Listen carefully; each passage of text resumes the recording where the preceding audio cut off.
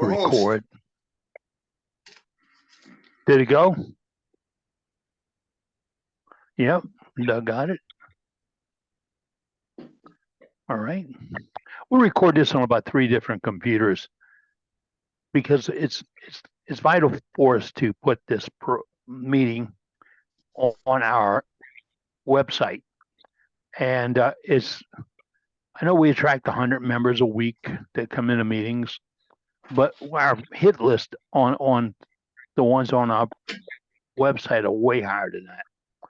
And guys refer back to the website to see the incidences and the tips and hints. And boy, wow, you guys do great. I mean, I've seen some of the tips and hints coming in the last couple of weeks, and they're not orchestrated. I mean, Dane does a great job of lining up our demonstrators and get them all in line and getting all that done. But then you turners just jump on board and say, hey, look, I got this little rig for holding an egg, and I got this thing for laying out, and I have this, when you share that with us, you share it with the entire world. Yeah. And we get to be, it's not a brag thing. We get to be the most hit wood turning website there ever was. And it's because there's no rules. We're not going to tell you can't turn it. We're not going to tell you we don't want to show it. We're not going to restrict it. We're not going to say there's a copyright or a rule or anything else. If you turn it, you show it, we want to see it. That does the photographs too. Get a lot of good photographs. I put out another promo. I had to use my iPad to generate the promo I put out yesterday, the day before, because the boss had the computer messed up. I was surprised.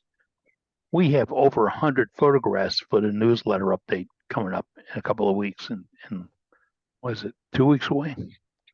But we having a lot of input, and I like that. I really do. It does. It sparks brain farts. You see something like that, and you say, "Oh, I can do that." Well, yeah, that's why we did it, because you can do it. And the best thing, since Jim Duxbury showed us his rig for concentric, I don't know, it's a rig. Billy Burt really took it and launched with it, but it's a mandrel. That came from Jim Duxbury, who steals our show when it comes to making tools. That's fine. But after seeing that, all the members started jumping on board and saying, "Hey, when I got this thing here, I do this, and I got this, and I got, and that's all that matters. If you got it and it works, we don't want to know about it." Who in the heck is the sheriff? That's me. Our host. Hey. Oh, okay. I was trying to get the link to it. It wouldn't come up. Yeah.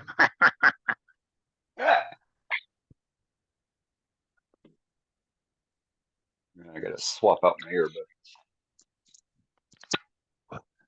We have Scott doing a demo for us tonight. Yep. What you going to do, Scott? Well, we're going to do a little chainsaw safety and a little chainsaw demo. Good. A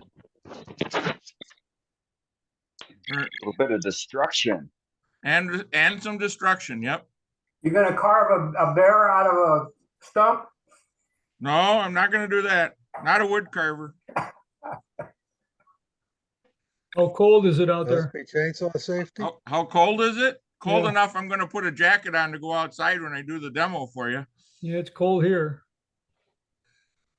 I had last week at this time I had 90 degrees, and today I don't think we're out of, well, let's see. My computer says it's 38. Mercy.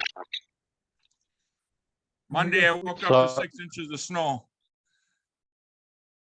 I saw something from Matt Harbor the other day where it was snowing in his backyard. Yesterday? That was Monday. Yeah. I had 6 inches of snow here Monday, Eddie.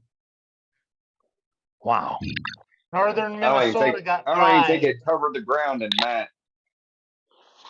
I had to cover my rhubarb last night. It was down to freezing. 30 miles west of us got 20 inches. Wow.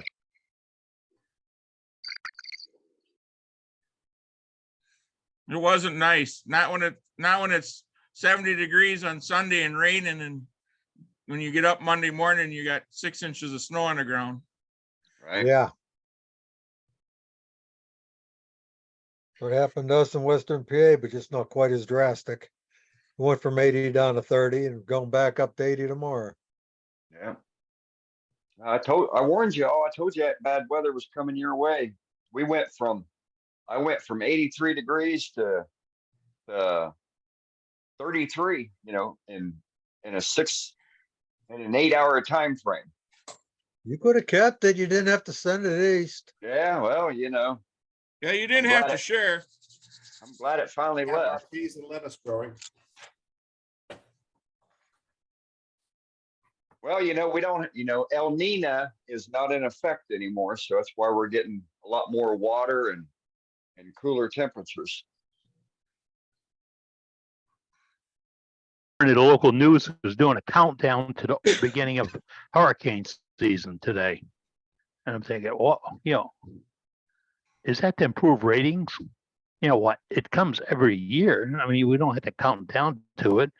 And Mother Nature doesn't know there's a calendar. If she decides to send us an early tropical storm or hurricane, we get our butts kicked. We did 2 years ago, really bad.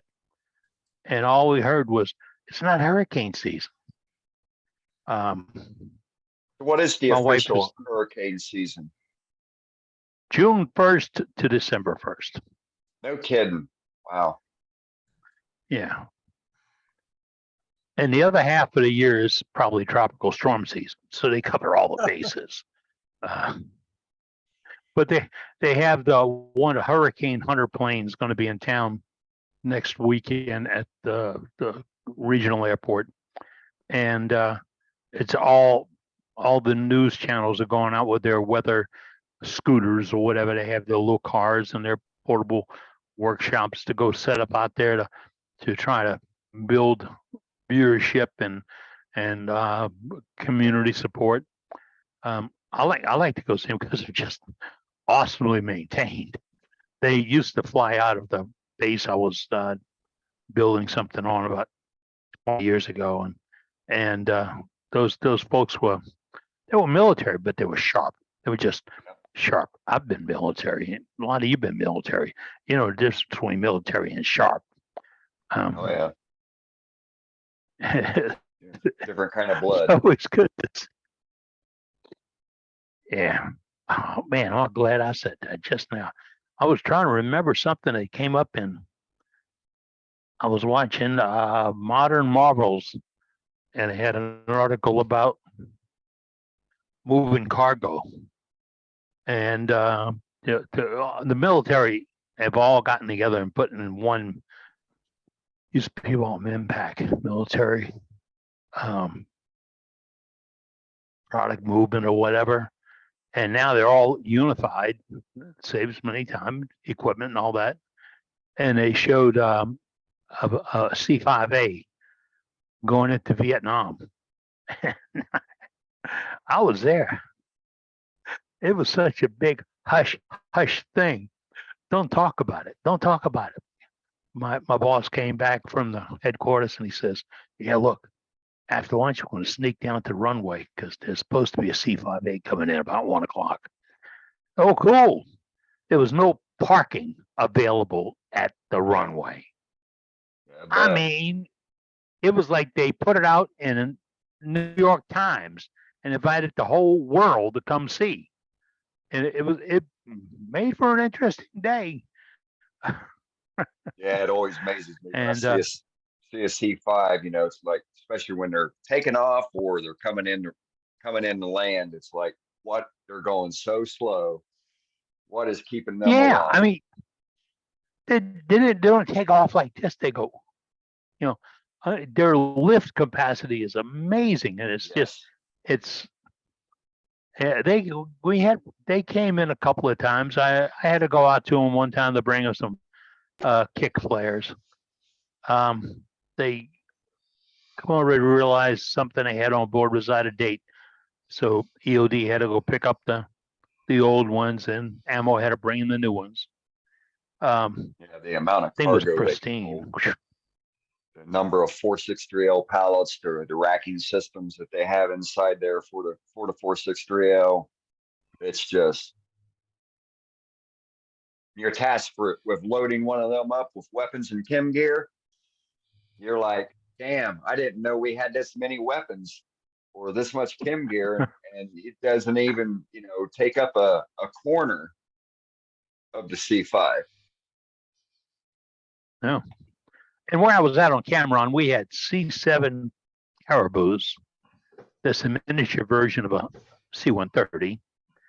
And we had about 15 or 18 C-130s on the base.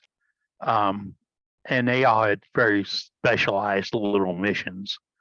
And it was always good to see when they brought a new plane in. And you'd have to go out and do the checks before we get put the cheeseburgers on and stuff like that. And when they came in, they were like right out of the factory, brand new, clean. You see the ones going out, you wonder how they keep flying. I mean, they went through hell and they put up with it. But I jumped. I did a boonie hop on a C7 to go in country a good bit. And when I got there, the guy said, "Look, I'll arrange for a flight out." I said, "I'll take a cab." I was flying with a hot dog. He was a hot dog. Like, Wanted to be this a is fighter this is a pilot, cargo didn't aircraft. make it. Captain Eddie, Yeah. I live near Hey, Harrisburg, Randy. Pennsylvania. I live near Harrisburg, Pennsylvania, and near us is Fort Indiantown Gap. I was going to the wood turning show at the local farm show, Pennsylvania Farm Show arena. And just as I left my house, I noticed a Chinook going across the sky. And they often follow the highways around where I live. It's not unusual to see military aircraft. Anyway, I'm going down the road and I'm looking, and here he's following me. And I turn onto the road that goes down to the farm show, and I see him come following me still. And then he goes over the farm show parking lot and he starts circling. And as he circles, he's getting lower and lower and lower. And I'm thinking to myself, oh, he's going to get in trouble if he gets much lower. Well, there was a military show in addition to the woodworking show, which is what I was going to. And he came in and they had cleared an area with tapes right near the entrance, and they were going to let people come onto this Chinook. He comes in over the parking lot, hovers, and comes straight down. The cars had all lined up right around that tape. Guess what happened to them? New paint jobs? He sandblasted those cars unmercifully. No? I can imagine. He came in and he just came right in over the parking lot and boop, sat it down. But as he came down, when he hit the ground effect, he must have increased his cyclic, because every car that was parked along that tape just got sandblasted. Anyway, that's the story.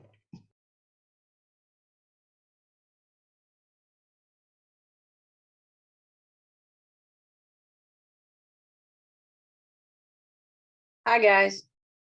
Hey, Brenda. Brenda. Brenda, Hey, hey. Brenda, hey, how you doing? I'm good, I guess. What's the matter, Brenda? Not that I'm tired. I Okay, did something today, so I'm tired. not blame you. Grandkids run you ragged, huh? Look, nope, ain't seen them for a while. Look, I got sunburned today. Look at this. Oh, my. Yeah, you see that? Looks like a raccoon. I mowed a yard today.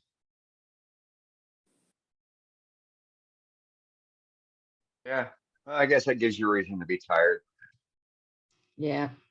Although I was on a riding mower, so I did cut some some small tree things, weeds, whatever, with my chainsaw. But not very many. Wear your chaps, No. wear your goggles. No. And, Wear earplugs. No. Do you know what the term PPE stands for? Hope you wear when OSHA's around. Yeah. Well, that's one reason I'm not the safety director, huh? Ooh. Reason. Yep. I didn't need no band-aids though. Well, that's Well, good. I didn't give me a Uh-oh. scratch yesterday. Uh-oh, be My quiet now, Band-Aid Brenda. just got a little Be scratch. quiet now, Brenda. What? I didn't hear what you said, Andy. I said, be quiet. Sue just showed up. Oh. Yeah, don't tell Sue. Yep, Yeah. don't tell Sue. I listened to the whole darn thing. Oh. Well, right. Hi, Sue, how you doing? Okay, Ed, how about yourself? Oh, wonderful. anybody turning anything this week? Yeah. Yeah. Yeah. Okay. I turned a bowl last week. Finished it last Thursday. What'd you make it out of? I don't know.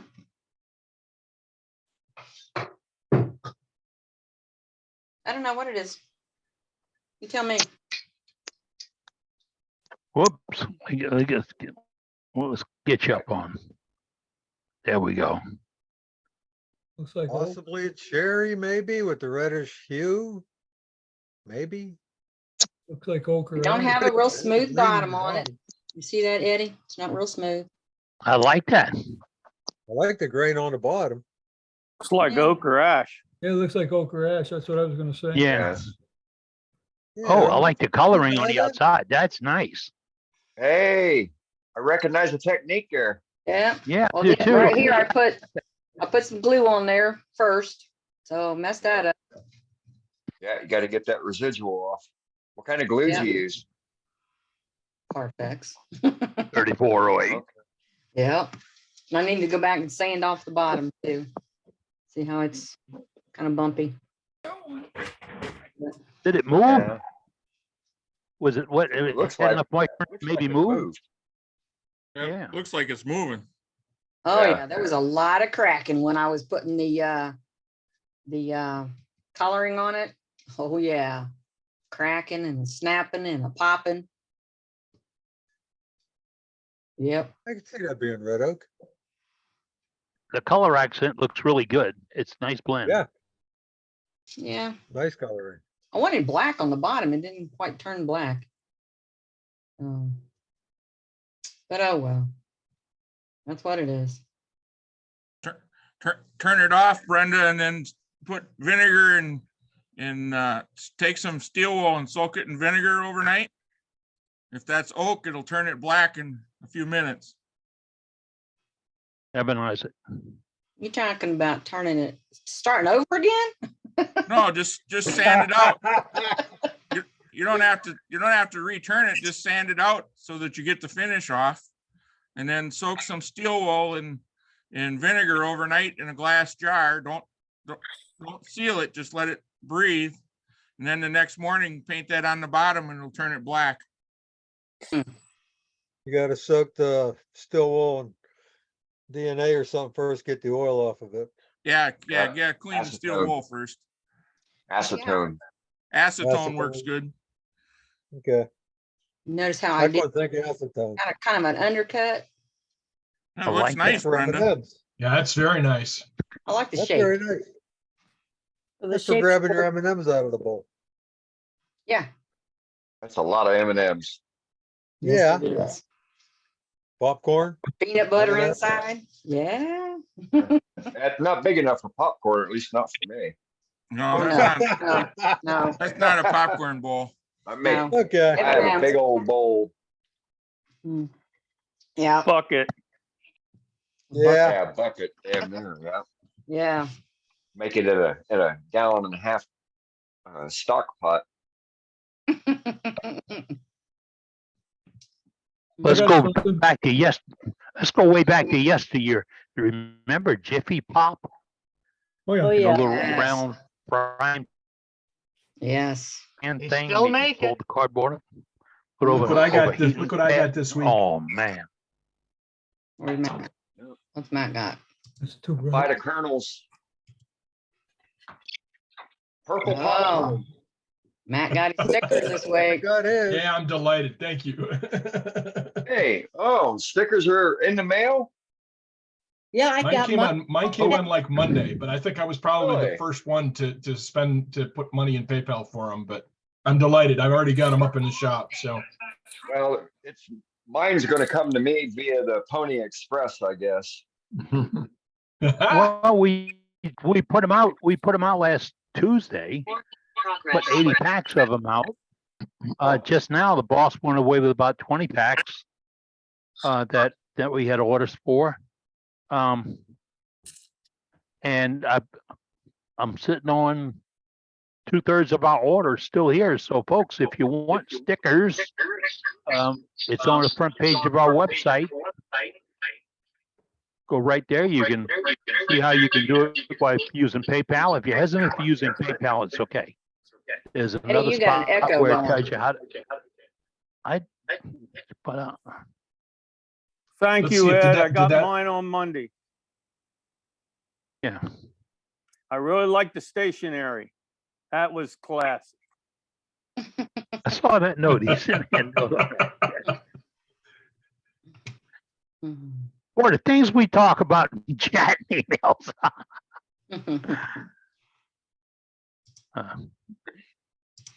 In Louisiana, the big joke was years ago. Do you know Edwin Edwards, the former governor? Former. You know, he did it several times. Or are you one of his unindicted co-conspirators? That could be a huge turnaround. Oh. Nobody else has done any turning this week? I did. Who's that? Dennis, Dennis.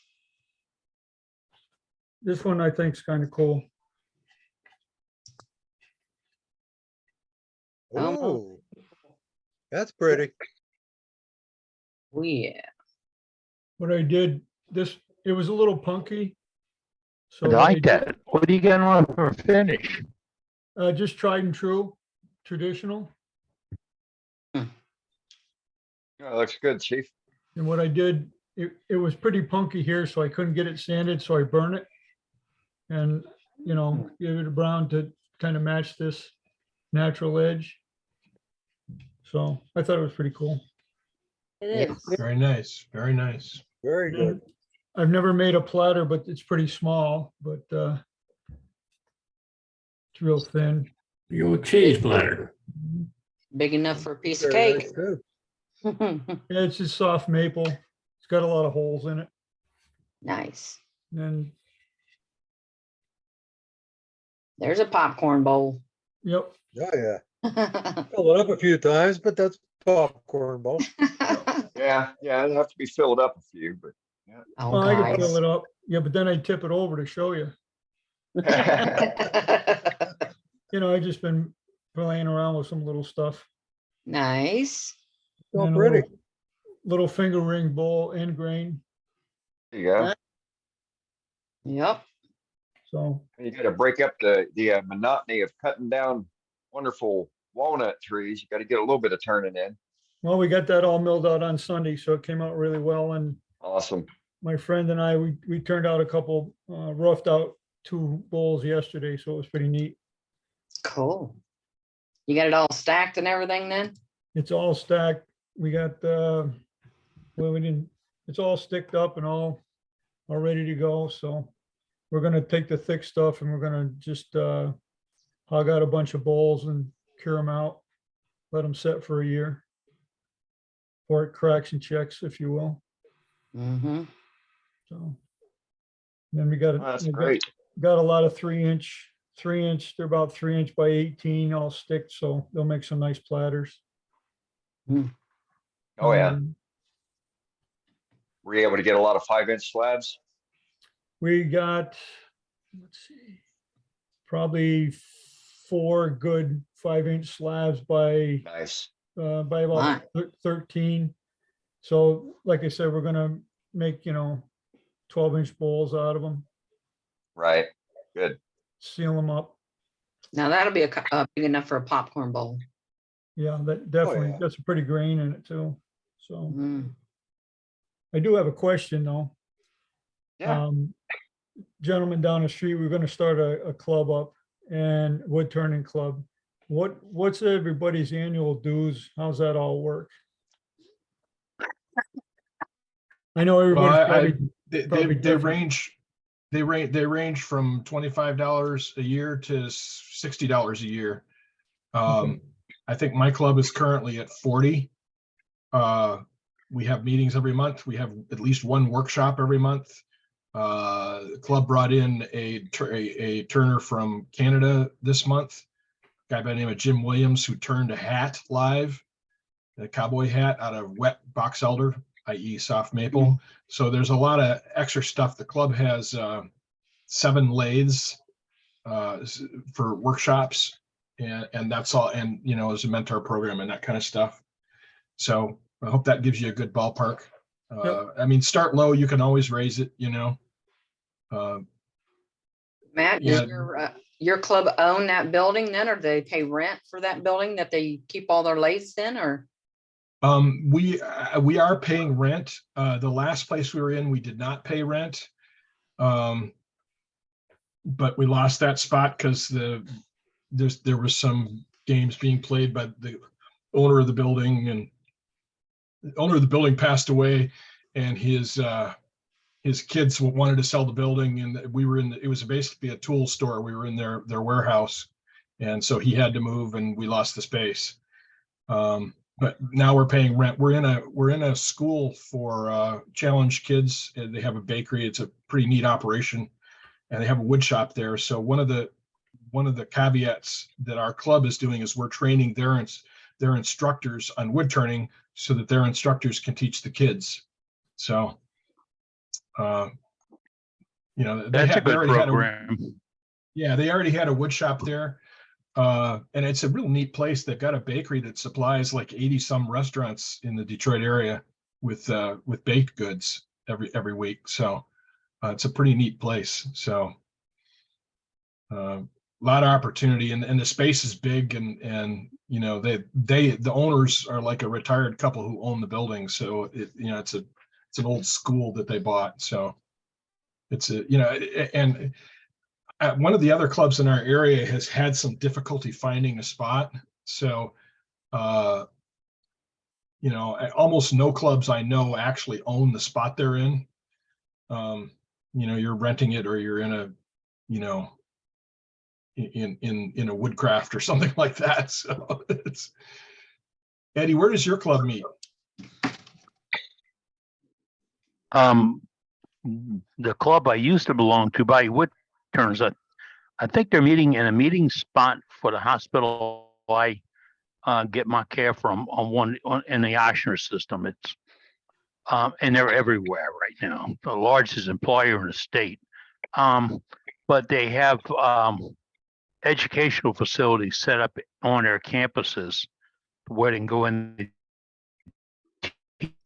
They can host workshops too. I just went to one the other day about glucose monitoring and all that.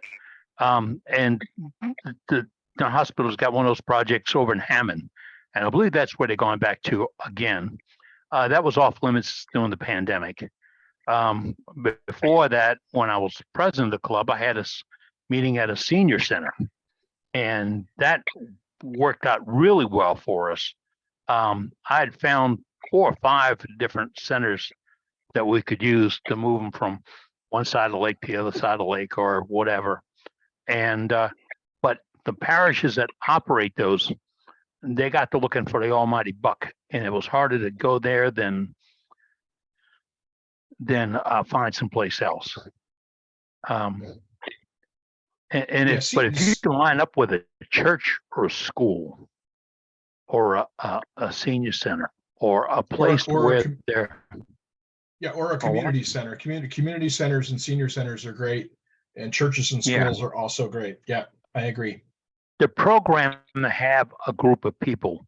I went to a club meeting one time and had to be up in Washington, D.C. area. I was teaching up there, and I went to the school, and when the club used the facility in the back, one of the members had to bring on a porta potty. He's in the construction business. Had to bring out a porta potty so that they'd have a place to go to the bathroom, because the school didn't want to open the rest of the campus up to outlaw wood turners, you know. But when people ask me, where do you go meet? Where do you find a meeting place? Where do you go meet? Where do you go for a quick class or an education opportunity or a low expense sales pitch or whatever? Look at all those places, and you'll find that they're all in your community, and all it takes is the step up to go in and tell them what you do and how you do it. And if you have a worthwhile cause, put that on the front of the table. If you're turning bold beads for courage or weak stands or freedom pens or whatever, that's a selling ploy if you're looking to get in. They need to know you're just not a bunch of gang of old guys getting together with not sharp tools. You know, that you want more than that out of it. All right. Yeah, and it depends on how many people you're working with. You know, a lot of clubs start off with, they're just meeting in somebody's shop. Somebody's got a big shop, you know, a little bit of room for 5 or 6 people to comfortably sit. And that's a good option to start off with. One of the clubs I went to when I was living in Tennessee for a couple months was the one that John Lucas is part of. And they meet in a school that has a wood shop program. It's got a full wood shop, and that was a great meeting space too. So, you know, if you've got a school nearby that's got a wood shop program or a woodworking program, those people would be real amenable to bringing turners in. And you might get the space for free if you're teaching classes there or something, or offering classes for the kids. So, you know, there's a lot of options. So, you know, the important thing is to start getting, you know, just start meeting and go from there. Figure out how many people you've got, figure out what kind of space you need, and start looking. If I can interject, if you become a 501c3, a tax deductible organization, a charitable organization, people are a lot more amenable to helping you with donations and places to meet. For example, if you are not a charitable organization and you went to meet in a church, you would be violating the church's 501 tax exempt status. But if you're tax exempt, they could rent you the place or even let you go there for free.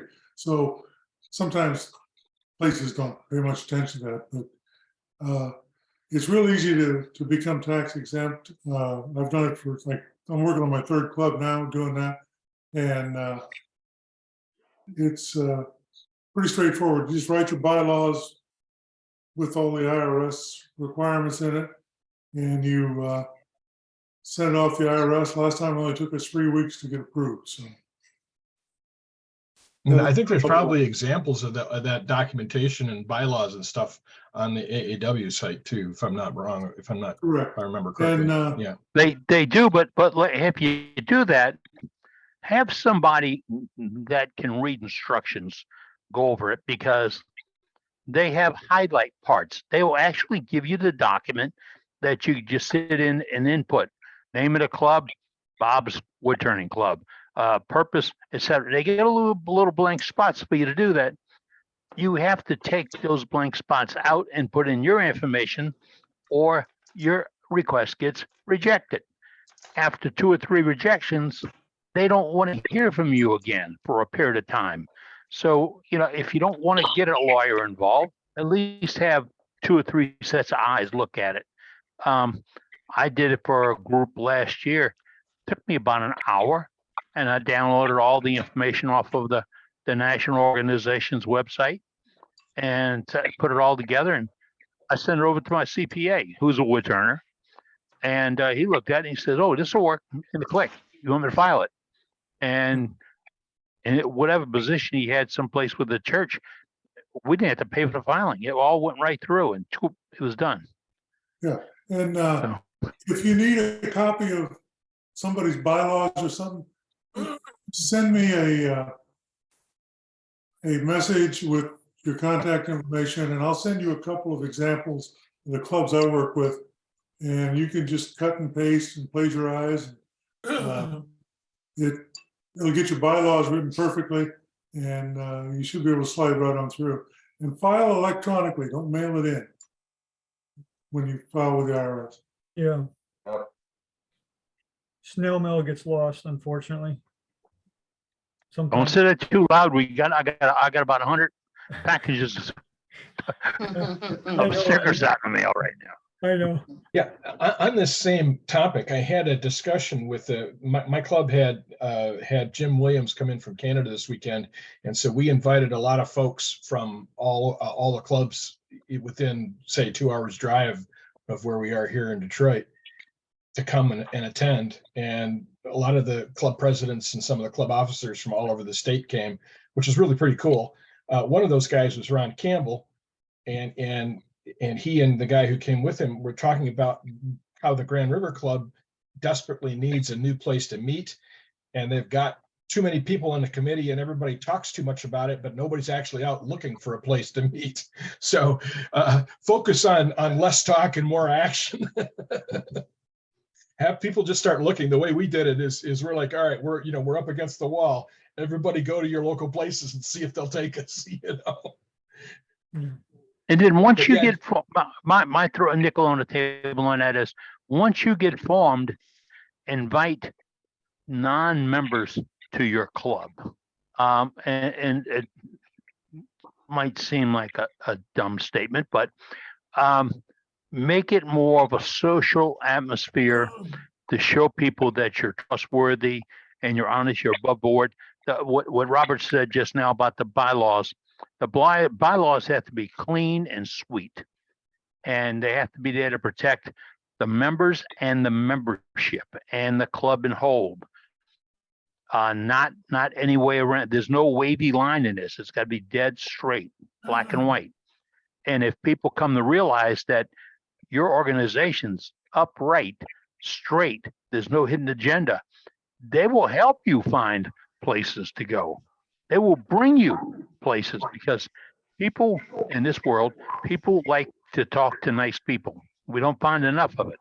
So I'm finally able to come back and do some social gatherings.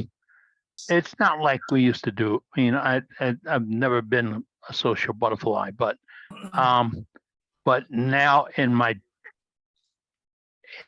treatment, I have to log or document experiences that I have, and I've found some new venues, and all of them I like, and I'm being particular about mixing with, is there can't be an agenda one way or the other. There can't be an agenda. It's going to be totally social. So if you bring people into a club meeting and you make it a total social thing, have a bottle of water, we're going to turn a little work, we're going to show off the things we did, et cetera, et cetera. We're all going to get together as friends, and you're one of my friends. Come on, join in. And that's the thing we started 3 years ago here, is we're all sitting on a tailgate out in the parking lot, lying, talking wood and all this stuff. We don't have any rules. And I wish you well on your dues. Consider, what money do you need before you ask for it? You know, and if you don't have a machine, a lathe, or you need projection equipment and all that, some manufacturers will work with you on getting a deal. You'll find those deals in social atmospheres. You'll find people who have cameras and recording equipment and all that. If you want to W stuff up, if you want to put your meetings on Zoom, boy, do I endorse that, man. If we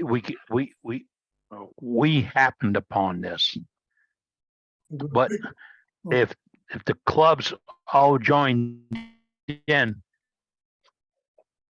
The biggest expense. don't belittle it. It doesn't take a lot to put a club meeting on Zoom. It doesn't. If you just need one tech guy, and he doesn't have to be a genius, a brainiac. One tech guy. If you're doing videos or camera work or whatever, if you got one camera and one microphone, and I started in 1999 with one camera and one microphone, and the camera was a security camera, fixed image security cameras, and the microphone was a lapel pin that I tied to the camera to put it up there so we could record the meetings. And after we got into that, and it became, if a guy missed a meeting, we'd send him a videotape.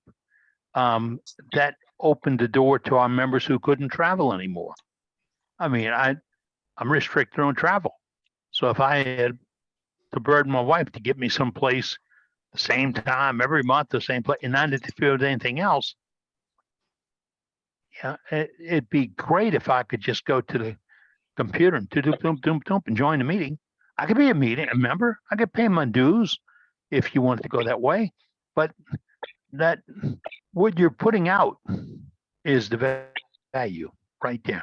And just take a few minutes, look at it. I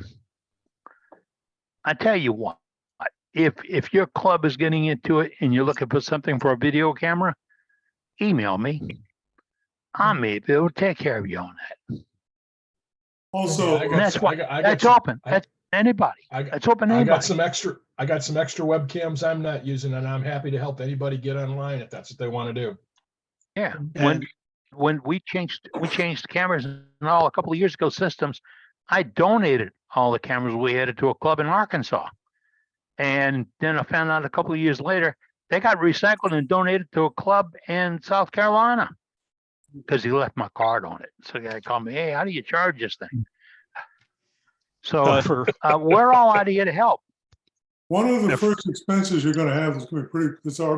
My local club is one of them. Is the biggest expense is the liability insurance through the AEW. It's $500 a year. Now, if you meet in a public building, you can get by for $200 a year. But if you meet in individual houses, it's more like $500 a year. And that's not the AAW insurance. It doesn't cover private. right. The AAW So group plan they doesn't refer cover you private. to. Yeah, they refer you to the Hartford, and the Hartford is $500 a year. Yeah, that's a private To plan. go up. And that varies in price. Ours is $304 a year through the Hartford. Well, you don't live in California. No, we live in Pennsylvania. It does. Everything's more expensive in California. But that illustrates it does. $6 a gallon for gas right now. Yeah, it does vary where you are. So just to point that out. That, and if you want a website and you're not a programmer or whatever, things like GoDaddy and whatnot, you're looking at a couple $100 a year for that. So along with coffee and donuts, that's your biggest expenses. So like my small club here in Antelope Valley, we have about 25 members. And about 10 years ago, they passed an amendment to the bylaws that anyone over 80 didn't have to pay dues.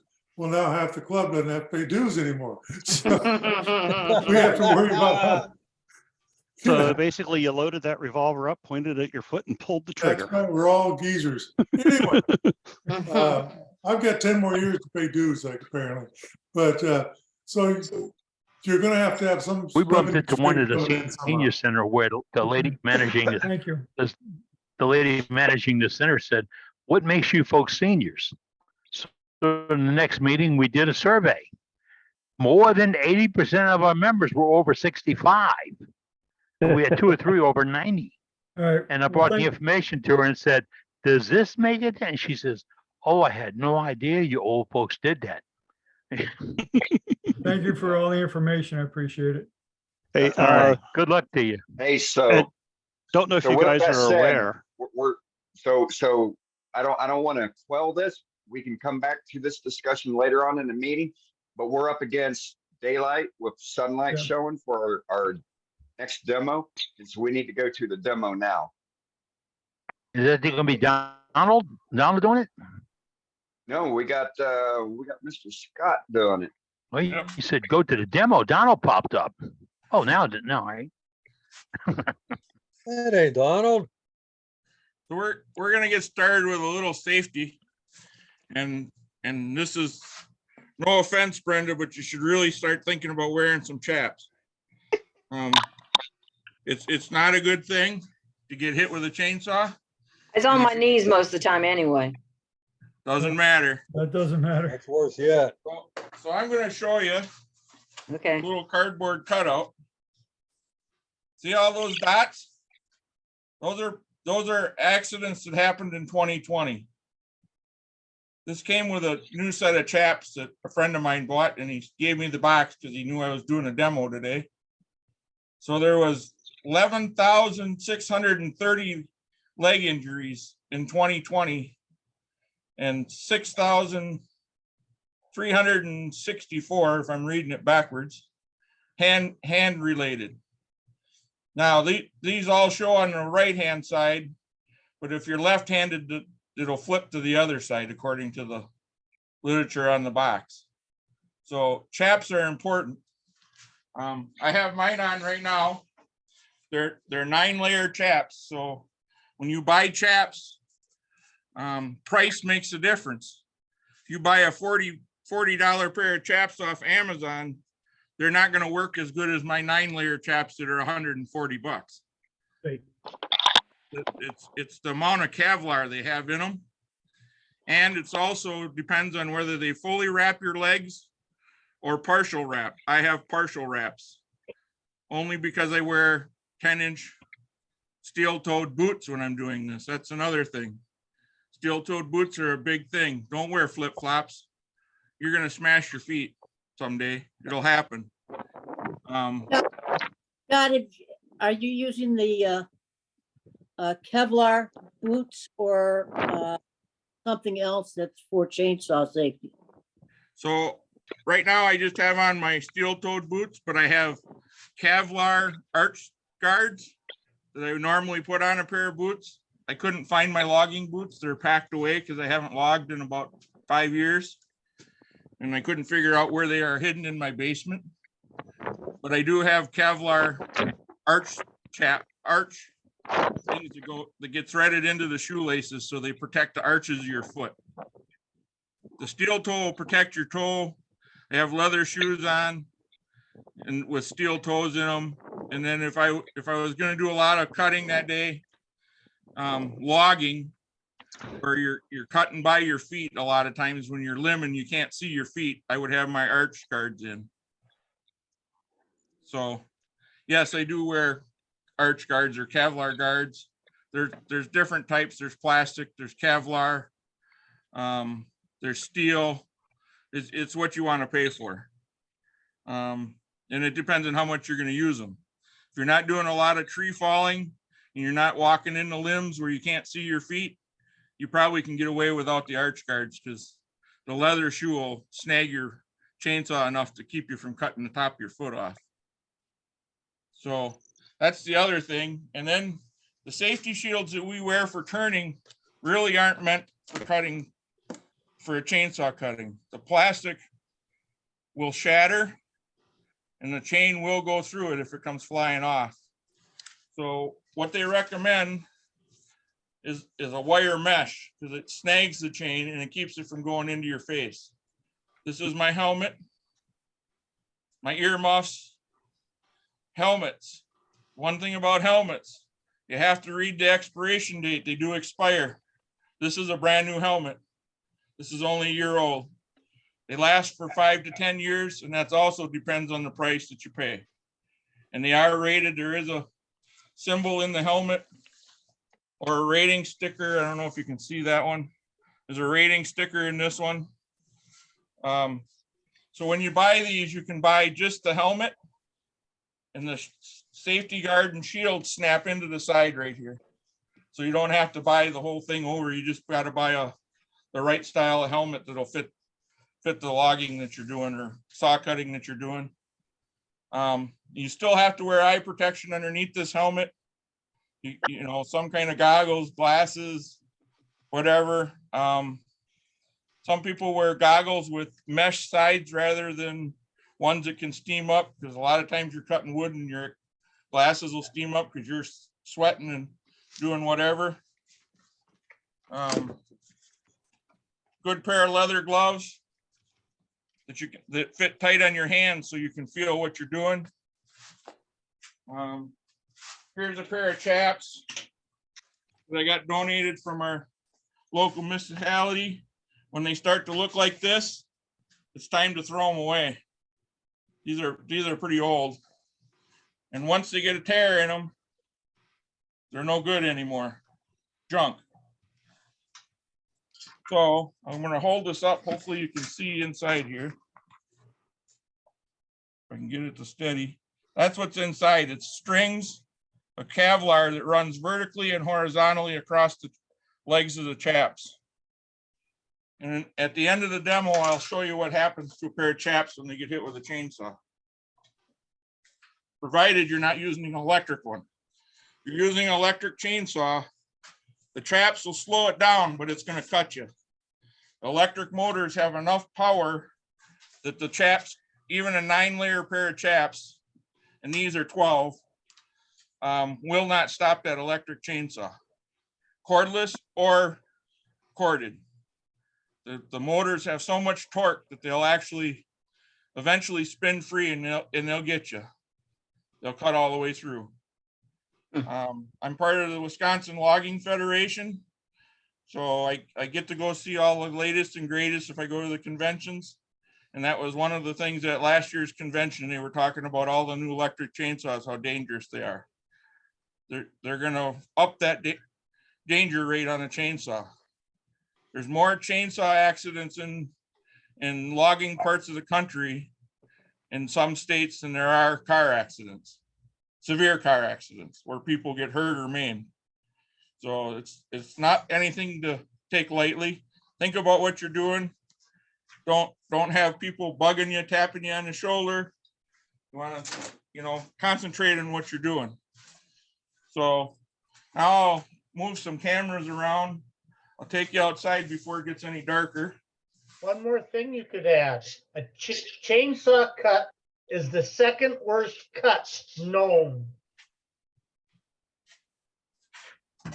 That is correct. I don't have. All right, what's the first? What's the first then?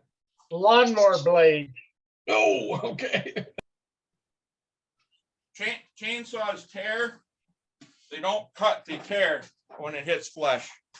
So they're not very nice. So lawnmower blade chops. Yep. Chainsaw blades gouge are not a 3/8 slice out of your hide. So can everybody Don't ask see me this how I block know of wood that I got here? Can you see it good? Yeah, it's if you could lower the camera angle just a tad. There you How's go. that? That's perfect. You can see the whole thing now. So now I'm going to lay this log out so I get the most out of it. So what I do is I just take a straight edge. This log's pith is right here. I'm going to take a straight edge, make it somewhat plumb, draw a line through it. That's going to be my first cut to the split.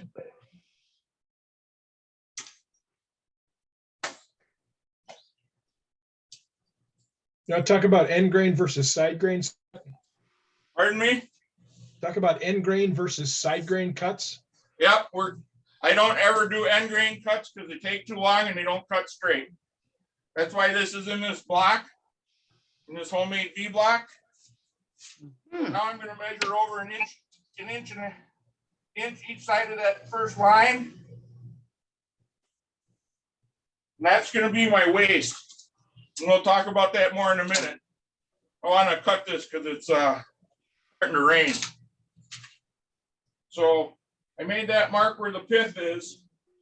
So now I want to get that on the top of the log. I'm going to take a chalk box. Get it roughly lined up.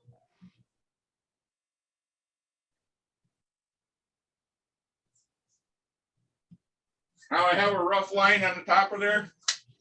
Just to start my cut. And what I did on the back side of the log is I lined it, the backside line up with the pith on the back of the log. Gotcha. So now we'll take a shot at this.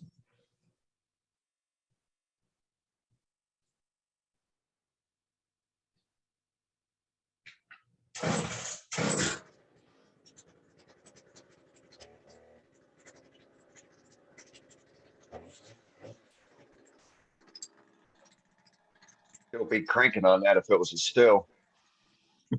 I was impressed. Only 2 pulls and started.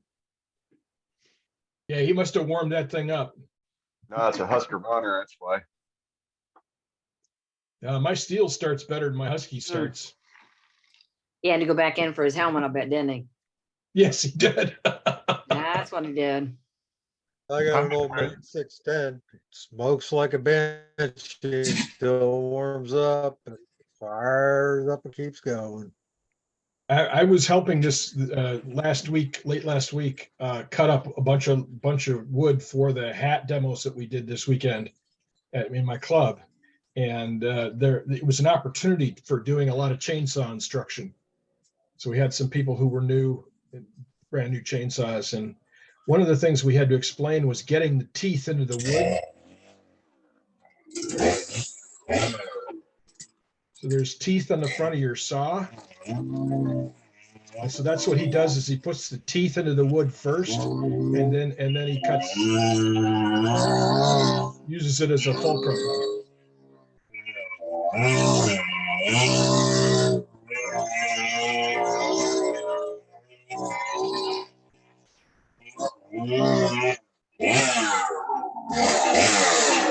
Hey.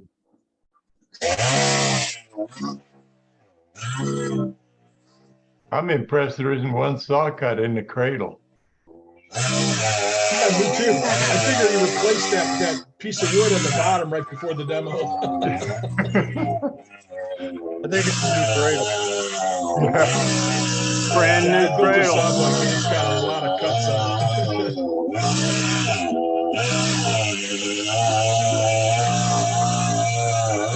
Dust.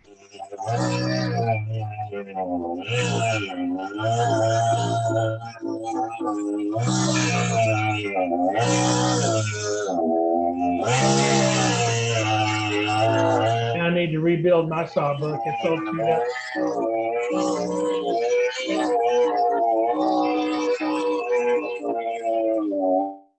Yeah, mine doesn't open as wide as his does. Mine is a little shallower. But what that means is I've got a lot more space under the log for the chain, for the saw to drop through before I actually hit the sawbuck. So that's helpful. That's about a 22-inch log there.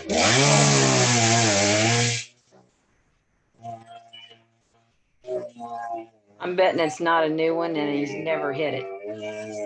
Man's a professional. Yeah, I didn't know there were logging associations. Well, if this thing's outside, that's relatively new. There's Every logging field has an association. Log smoking. Dull chain. Glasses are fogging up on me. It's raining. One of the ways to avoid those chainsaw cuts on the sawbuck is to do what he's doing, cut 3/4 of the way through it, and then turn the log over. Exactly. So if you can see the shavings that I have, this is the shavings I'm getting. Pull them If you would closer cut to that you, from the Scott. end grain down, you get dust. Back It cuts up a a lot little more bit. efficiently when you cut with the grain, just like using a planer. So,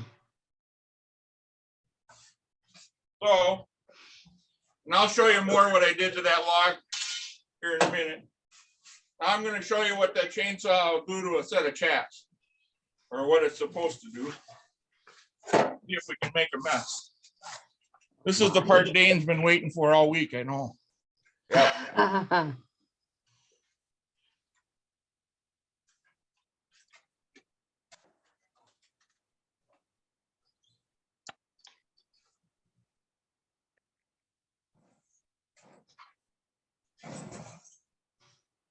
Oh, 3 pulls. 4, 5. Ugh. Only in demos. Yes. A chainsaw starts harder when it's warm. That looks like a Poland. Yeah, it's not a husky. It's not a Poland either. We'll ask him afterwards. We can see you. Well, he can't hear us. There you go. Now you got Kevlar inside that cog. See what they did to that chainsaw? Stopped it right now, didn't it? Stopped it right now. I mean, it killed the engine and everything. It's so wound up in that pair of chaps that it'll probably take me an hour to get it out of there. Because I'll have to tear the whole side mechanism off the saw. Yeah, I don't envy that process at all. But it's Did it better cut than the having log? your whole leg taken off. Did it cut the log?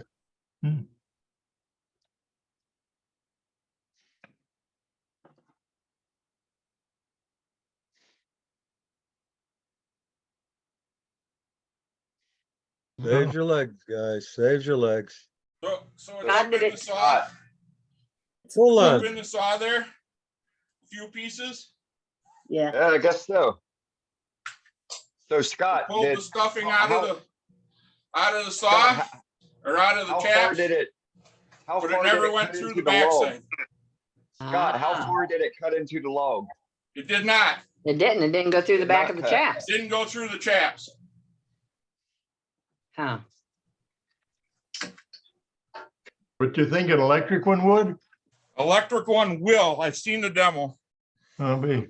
Really? Which electric ones one have were, so were much they, torque. which electric They'll one were they actually break those demoing? fibers. Which electric one were they demoing? Because there's a lot of different ones.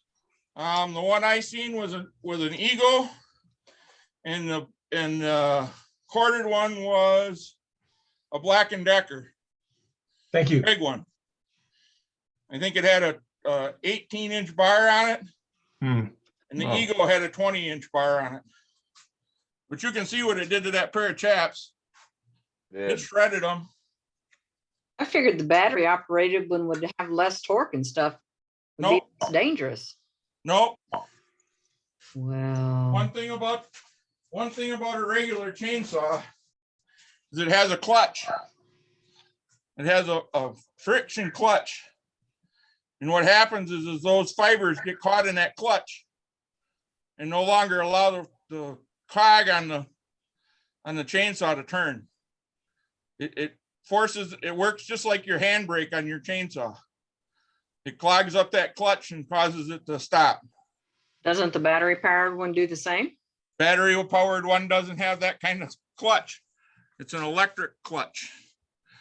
It cuts the power. Mine got grass and stuff clogged in it and it stopped. Yeah, mine gets stopped with wood shavings. You know, I get too many wood shavings in there, it stops real good.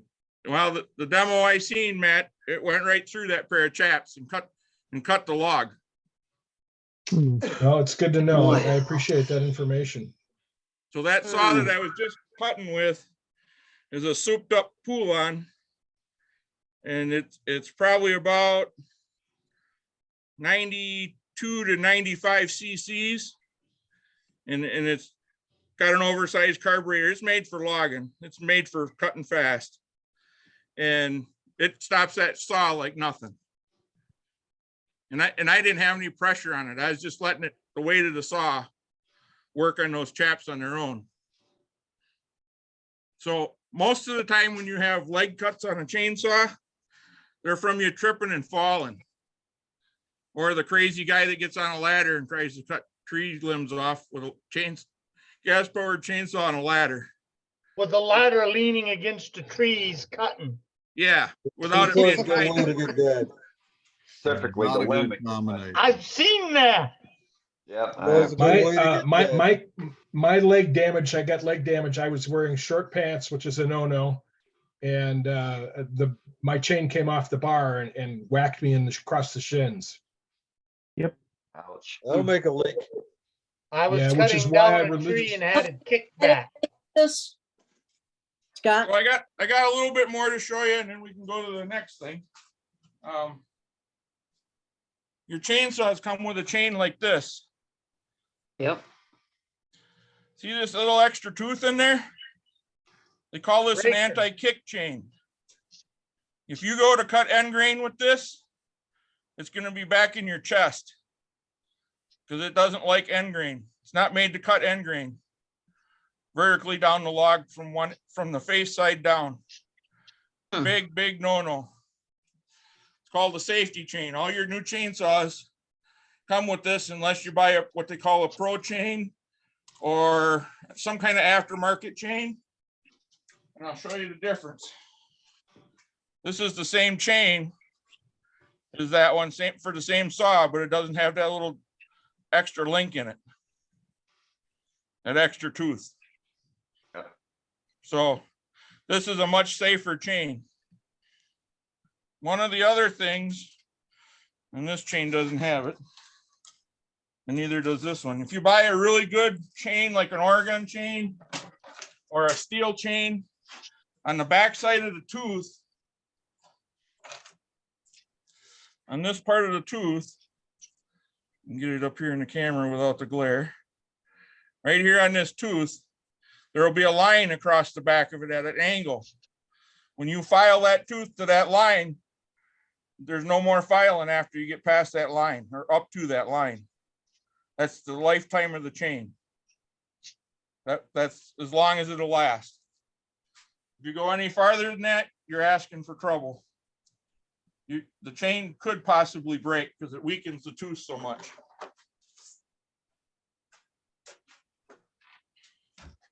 So that piece that I was cutting outside fits in underneath my throat of my bandsaw. It's 12 inches from top to bottom. So when I cut logs, I normally split them in the middle. If you don't have a bandsaw that's big enough to do that, to lay them on that face that you just cut to cut the rest of it into your blanks, you can cut the sides off in that same jig that I just had out there. And then you do like Matt says, you cut 3/4 of the way through, roll the log in the V blocks, and then cut the rest of the way through. You wouldn't cut all the way from top to bottom if you're going to make multiple cuts. So I'll show you a little more layout on this log now that we're out of the rain. So let's see here. Can everybody see that? Pretty good.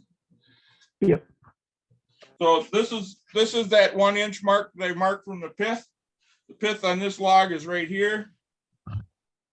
This is a 12 by 5 inch bowl blank that you'll get, and you'll get one out of each side. I got enough to get a 3 by 3, 2 by 2 piece out of this side and an 1.5 inch piece out of this side. This will be waste, and this could be a shallow saucer or plate or bowl, whatever you want it to be. Just to give you a reference for the center one, there's how big a bowl you could get out of that center one. That's a pretty good sized bowl. Mm-hmm. And then I also keep a piece of cardboard with me like this. When I'm doing blanks outside, cutting logs, I can see if I wanted to get a big bowl out of it, a big deep bowl, I could get a big deep bowl. It helps me with the layout. Any questions with layout? Perfect. One other thing that you can have when you're doing cutting is some wedges. These are plastic or nylon. you hit them with a chainsaw, they just tear up like this one did. They're good for falling trees to keep them from falling back on you. So you can also use them for splitting logs. Sometimes if they're real green or they're a wind damaged tree, they like to close up on you when you're splitting them with a chainsaw. You can just pound that in the top of the cut when you start, after you get down far enough to do that, so you're not hitting it with the chain, the top of the chain. Let's see what else we got quick. I think that's just about it. Layout of the logs. So now I will saw this log on my bandsaw. I'll follow these black lines on my bandsaw and cut them out that way. This piece here, now each side of this pith, you're going to have cracking. You can see where this one's already cracking in the pith area. Each side of that pith now is quarter sawn. If you take and slab that piece out and make it flat, you can use it for finials or something else because it's quarter sawed and it won't warp. It'll be pretty stable. So, any questions on chaps or anything else? Because I couldn't hear you outside. I missed any questions. I got a question, Scott. Sure. That jig that you had that log in outside that you were cutting on, is that a new one or have you never cut into it before? That's probably 2 years old. That's collapsible. So I take 2 screws out and I can collapse that on itself and it sits inside my woodshed. Is there any catches in it where you've cut through the log and cut into that jig? No. I didn't think so. Yeah, I knew it. It's practice. You Takes a lot of practice. I told you guys, he's never done it. He's a professional. Hey, Scott, did you want me to add anything or not? At least he's not admitting it. Well, I have cuts into some stuff, but not very often. I have nicked my toe in my shoe once. Oops. So here's another tool just for you guys. I'll move my camera back over here so I can see the screen. So here's a tool that you can use for moving these logs around. So you don't have to bend over and pick them up. It's like an axe handle with a pick on the end. It's called a pickaroon. And you can move pretty long logs with it. And it's very simple to use. See if I can get you back on that log. All you got to do to use it, stick it in there. It's got a little hook on the end, and now I can pick this up with that in there. The log has a handle. Log has a handle. Use a very small mark. You can get it out. You're going to get it out when you take the checking out of the log anyways. That's for picking them up. Some of you guys probably know what this is. This is a can hook. So it's made for rolling logs. You hook it on this log like this. And now you got leverage, you can move that log, roll that log. Beats the heck out of trying to roll it with your back. Yep.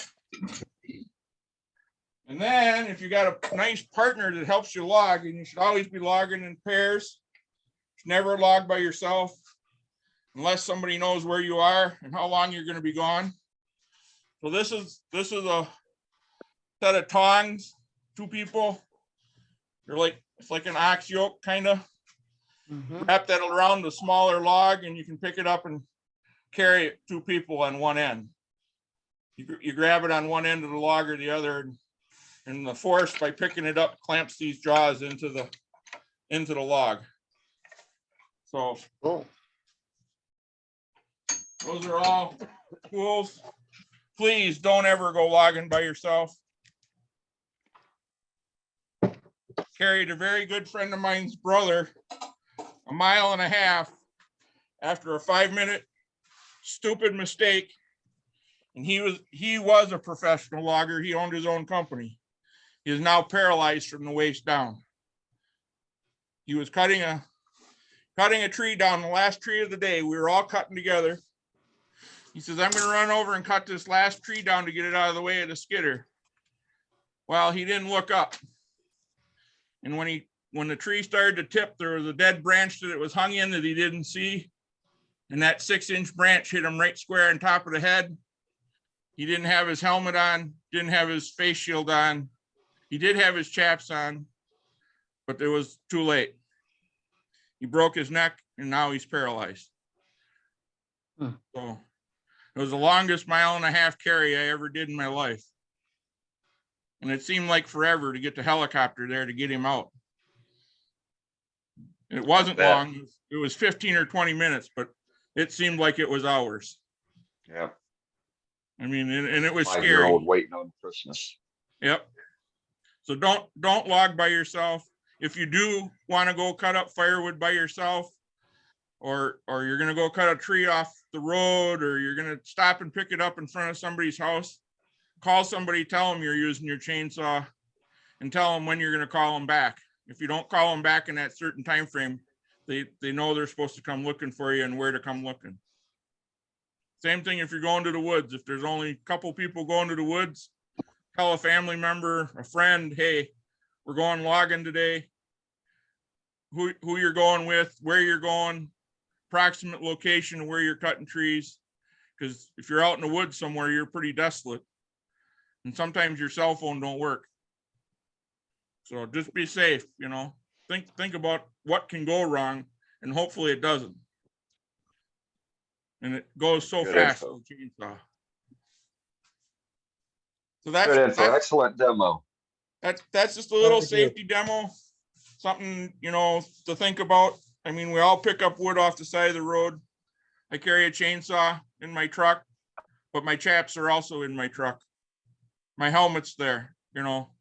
Least off, there's at least a pair of safety glasses if my helmet isn't in there. But very rarely do I go anywhere without my helmet, my chaps, and my chainsaw. Yeah, I also carry a bag that's got a bunch of wedges and a hatchet in it too. Yep, that's true too. The other good thing is to carry a good first aid kit in your vehicle or with you if you're logging. If you're going out in the woods, take it out in the woods with you. You don't want to have to walk that 1/4 mile back to the truck to get that tourniquet when your buddy's leg is split wide open or got something jabbed in it or whatever. Another good accessory to have is another bar and chain. Yep, or Because- 2 saws. Yeah, or a second saw, but at least another bar and chain, because you start dropping a tree and sometimes they'll come down and pinch that saw you have. You can at least remove the chain and bar and put another bar on it and finish cutting it and getting stuff out. So. Yep. Bring the wrench. Scott, do you ever turn your bar around when you change the blade so it doesn't wear down on one side? No, Okay. because I Should file you- my bars. I keep them in good shape and I don't let them get to that point. When they start to wear the bar, either you have something out of adjustment or it's time to get a new bar. Okay. Can you You should not wear that bar. Can you show them on the bar, the upper part of the tip of the bar not to cut with to prevent kickback? The kick zone. Yes. I don't have one of those on my saw. That You was don't have a taken kick- off when I bought the saw. You don't have No. a kickback zone?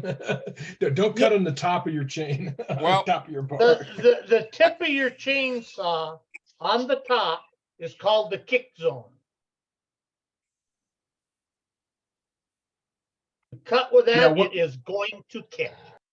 One other thing to not forget is that little wrench, little socket wrench that comes with your chainsaw. Don't forget that either. Always keep that with your saw. Well, I think what Brenda's talking about It's Sue. is this, or Sue, is this area of the saw here?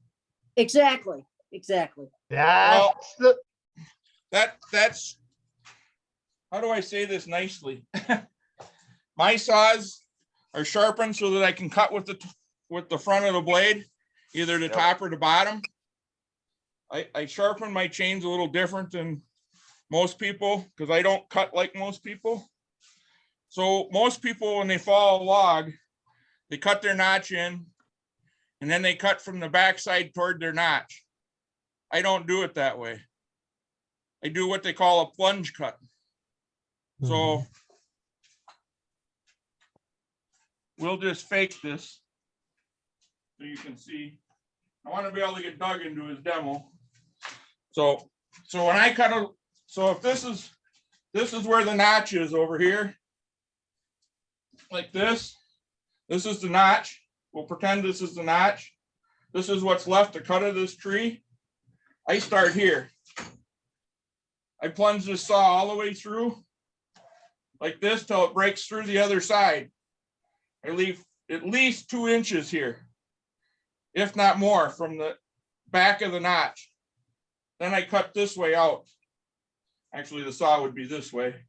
I cut this way out till I get within 1 inch of the outside, or 1.5 inches, depending on the size of the tree. At that point, I pull the saw out of that tree. And now that tree, you could have a 40-mile-an-hour wind because it's not going to fall down. You have this over here. You have this over here holding this tree. Mother Nature, the way she built trees, if this is missing, it's still not going to fall down because hollow trees don't fall down. So after I do that, before I do what they call breaking the back, which is cutting this part here, I pull the saw out and I put my wedges in like this in the direction of fall. Okay, those wedges are tight. Then I come back with the saw and I'll cut this back. This tree cannot no longer go this way. It's impossible. Your wedges are holding it up. Your wedges are holding it from falling backwards. It's the safest way to fall a tree in the woods when it can get hung in other things, potentially. It's called plunge cutting. It's something you have to learn.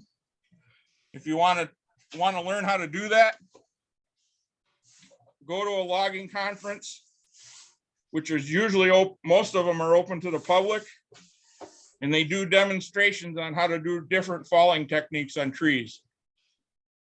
So I would recommend taking a class if you haven't done any chainsaw safety. Watch some YouTube videos. There's some good guys out on YouTube, and you'll know right away which ones the bad ones are. That's especially important if you've got a leaning tree. Yep. Because you don't want that booger barber chairing on you. So by bore cutting that tree, I can have a tree that's leaning backwards 20 to 30 degrees and take it in the opposite direction and lay it in the opposite direction. It will not come back that 20 to 30 degrees because those 2 wedges are forcing it to go the other way.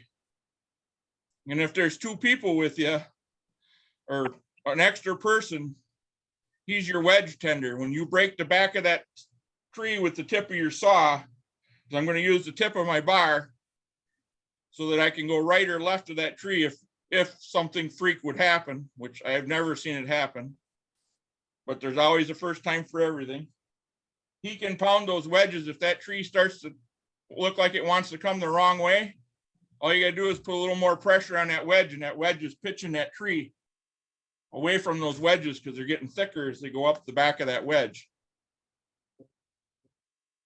You might make a note of the safety issues of dropping a tree that's already dead. Trees that are already dead are the most dangerous in the world. Yep. Hard hat, run zone. You want to pick your run zone, which way you're going to run if that something goes wrong, like limbs fall out of that tree, like what happened to my friend. You want to know which way you're going, and you want it to be clear. You don't want any brush in your way. You don't want any tree logs in your way. You want your safety zone to be free and clear. And anybody else that's logging with you, you let them know when you're gonna drop the tree. They may be limbing something or working on something else, not looking at it. when you get ready to break the back on that tree, you make sure everybody's looking at that tree so they can get out of the way if something goes wrong. You may also make a note that that the wood may not be firm enough and give you a good hinge in there. So you may not have any hinge whatsoever when you're dropping the dead one, when it starts Right. rotting inside. They could be hollow. Right. And they could fall anyway. But by plunge cutting that, you know right away if that tree is hollow and if you're going to have a problem, because you get a part of the way through with that plunge cut and all of a sudden it just slides right in, you know that tree is hollow. Yep.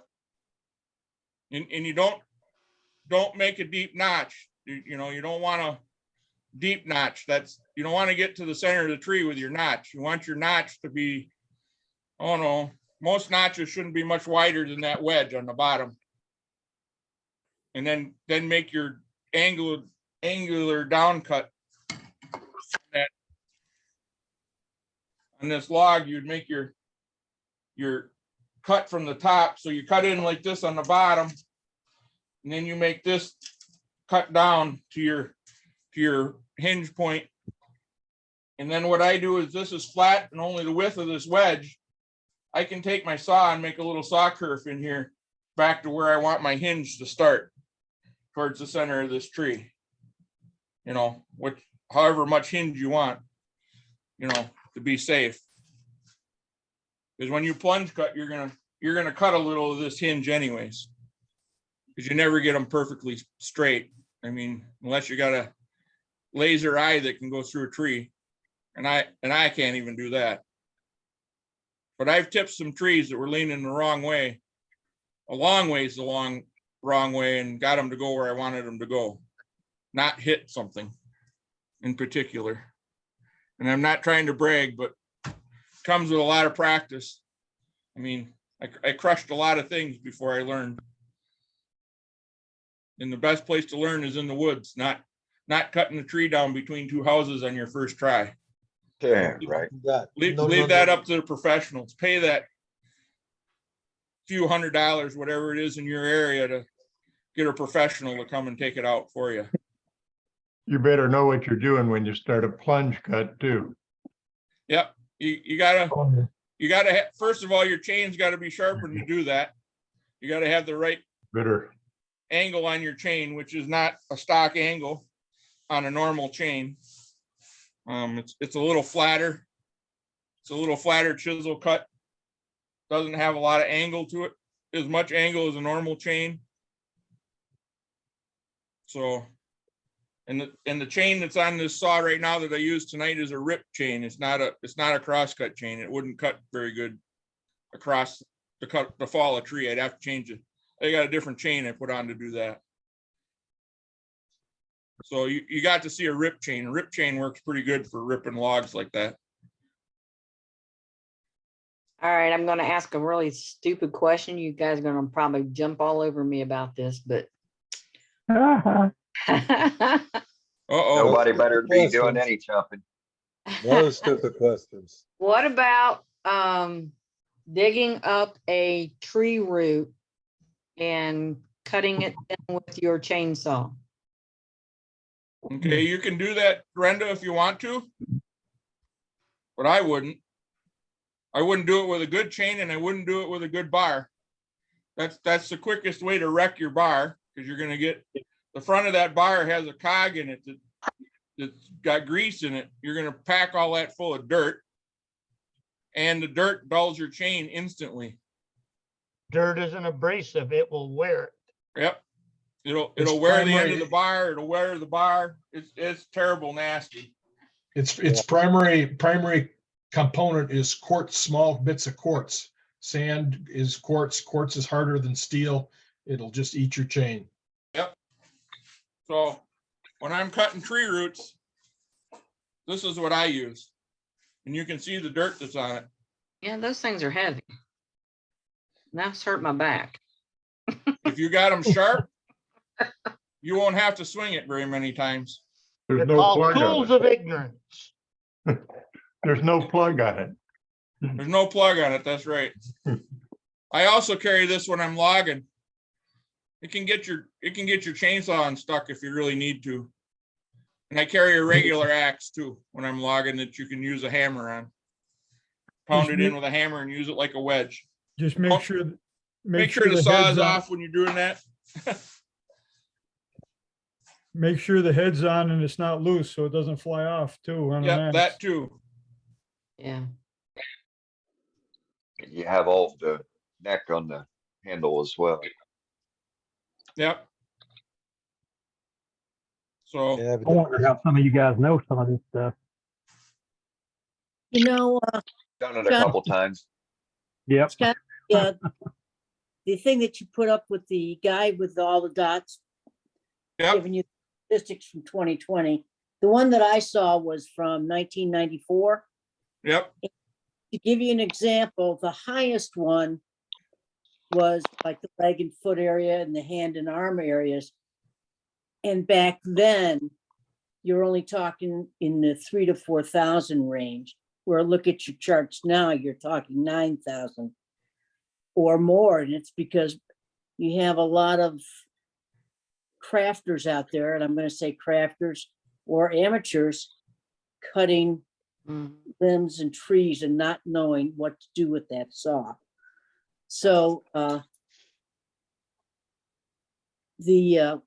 we need to make sure that our amateurs understand what the safety regs are. And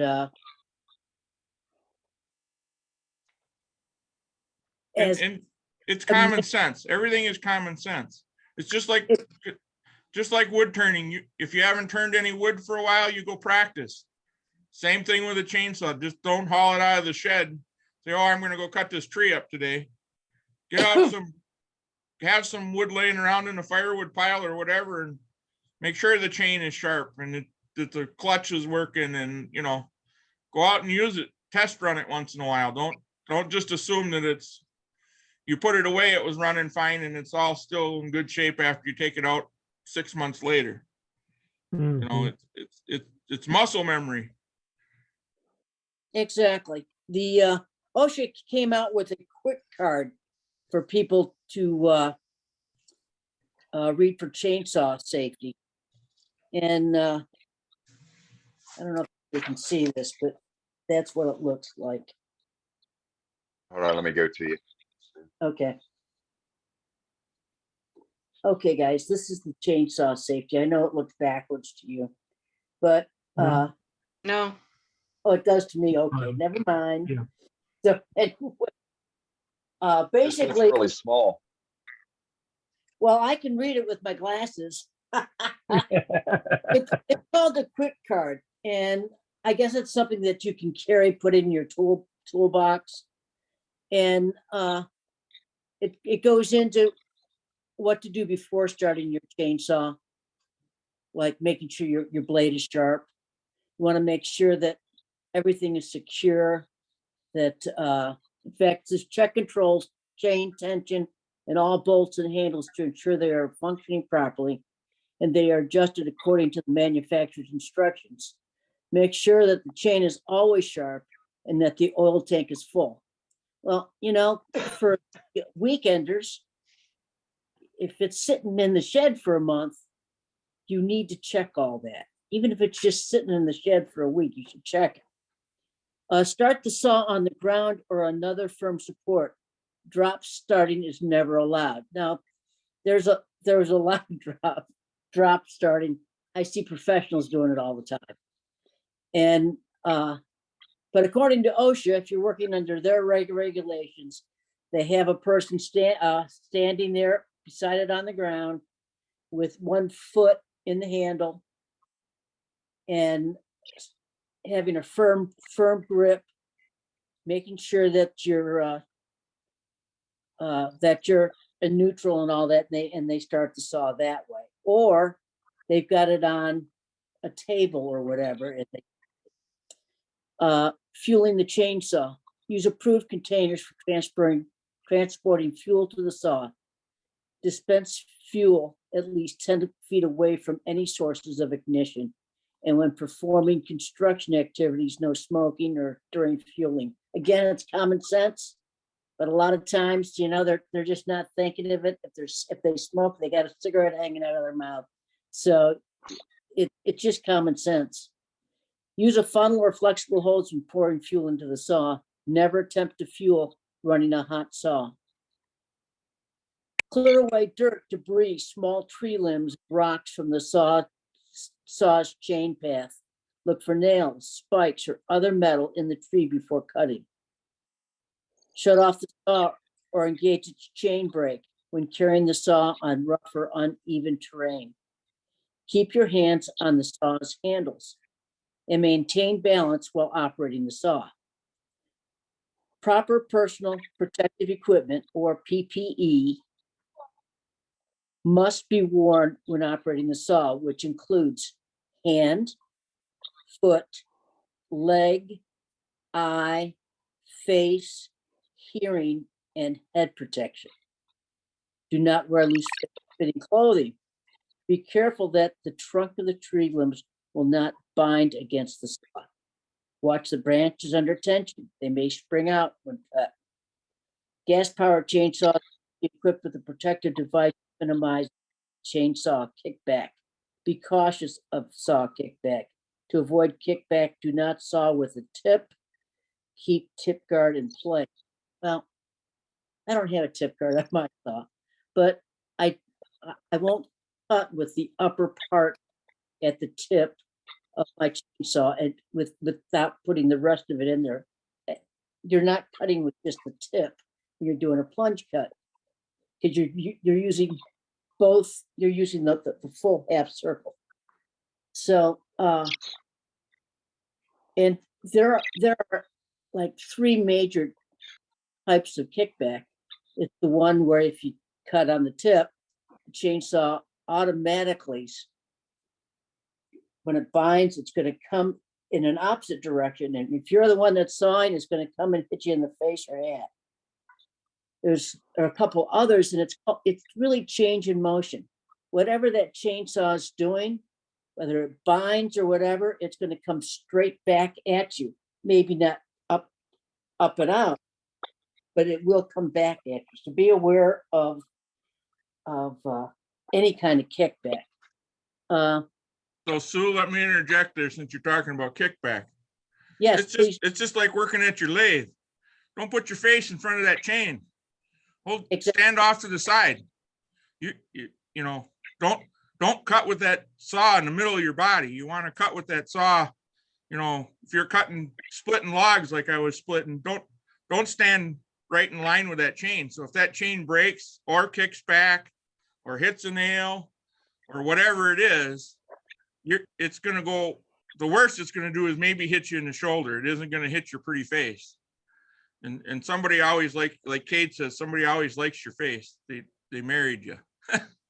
You know, exactly right. Somebody likes the way you look, so don't hinder that. I mean, just do just like you do with your turning on the lathe. Don't stand in front of the piece. You know, stand off to the side and work from the side of a piece, not directly in line with that blade. If you all want more about chainsaw safety, just go on Google and type in chainsaw safety.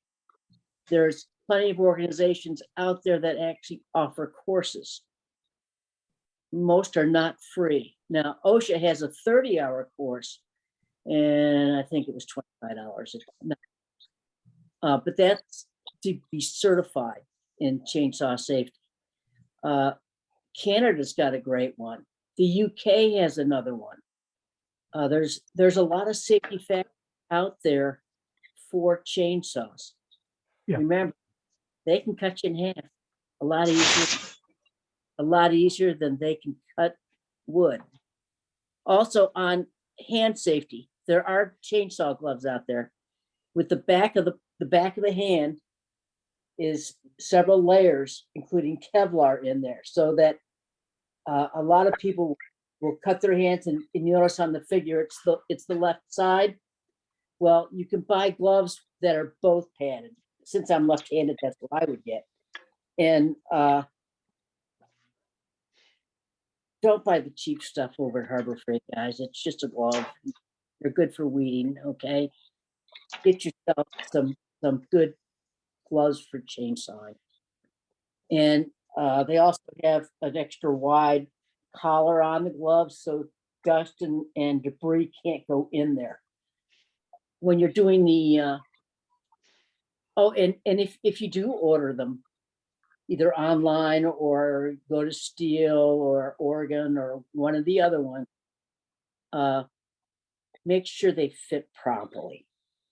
They have normally two measurements, one going around the hand and one going from this to the tip of your long finger. They have to fit snugly. You don't want loose gloves. The steel-toed shoes and leather are ideal, but you're better with the Steel, and there's other companies. They offer special chainsaw boots. They're not cheap, but for what we spend on all our equipment, it's a great investment. The you can get Oregon and Husqvarna head equipment, and it all comes as one piece.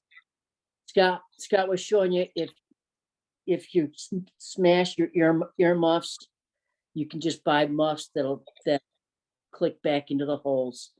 It comes with a face shield.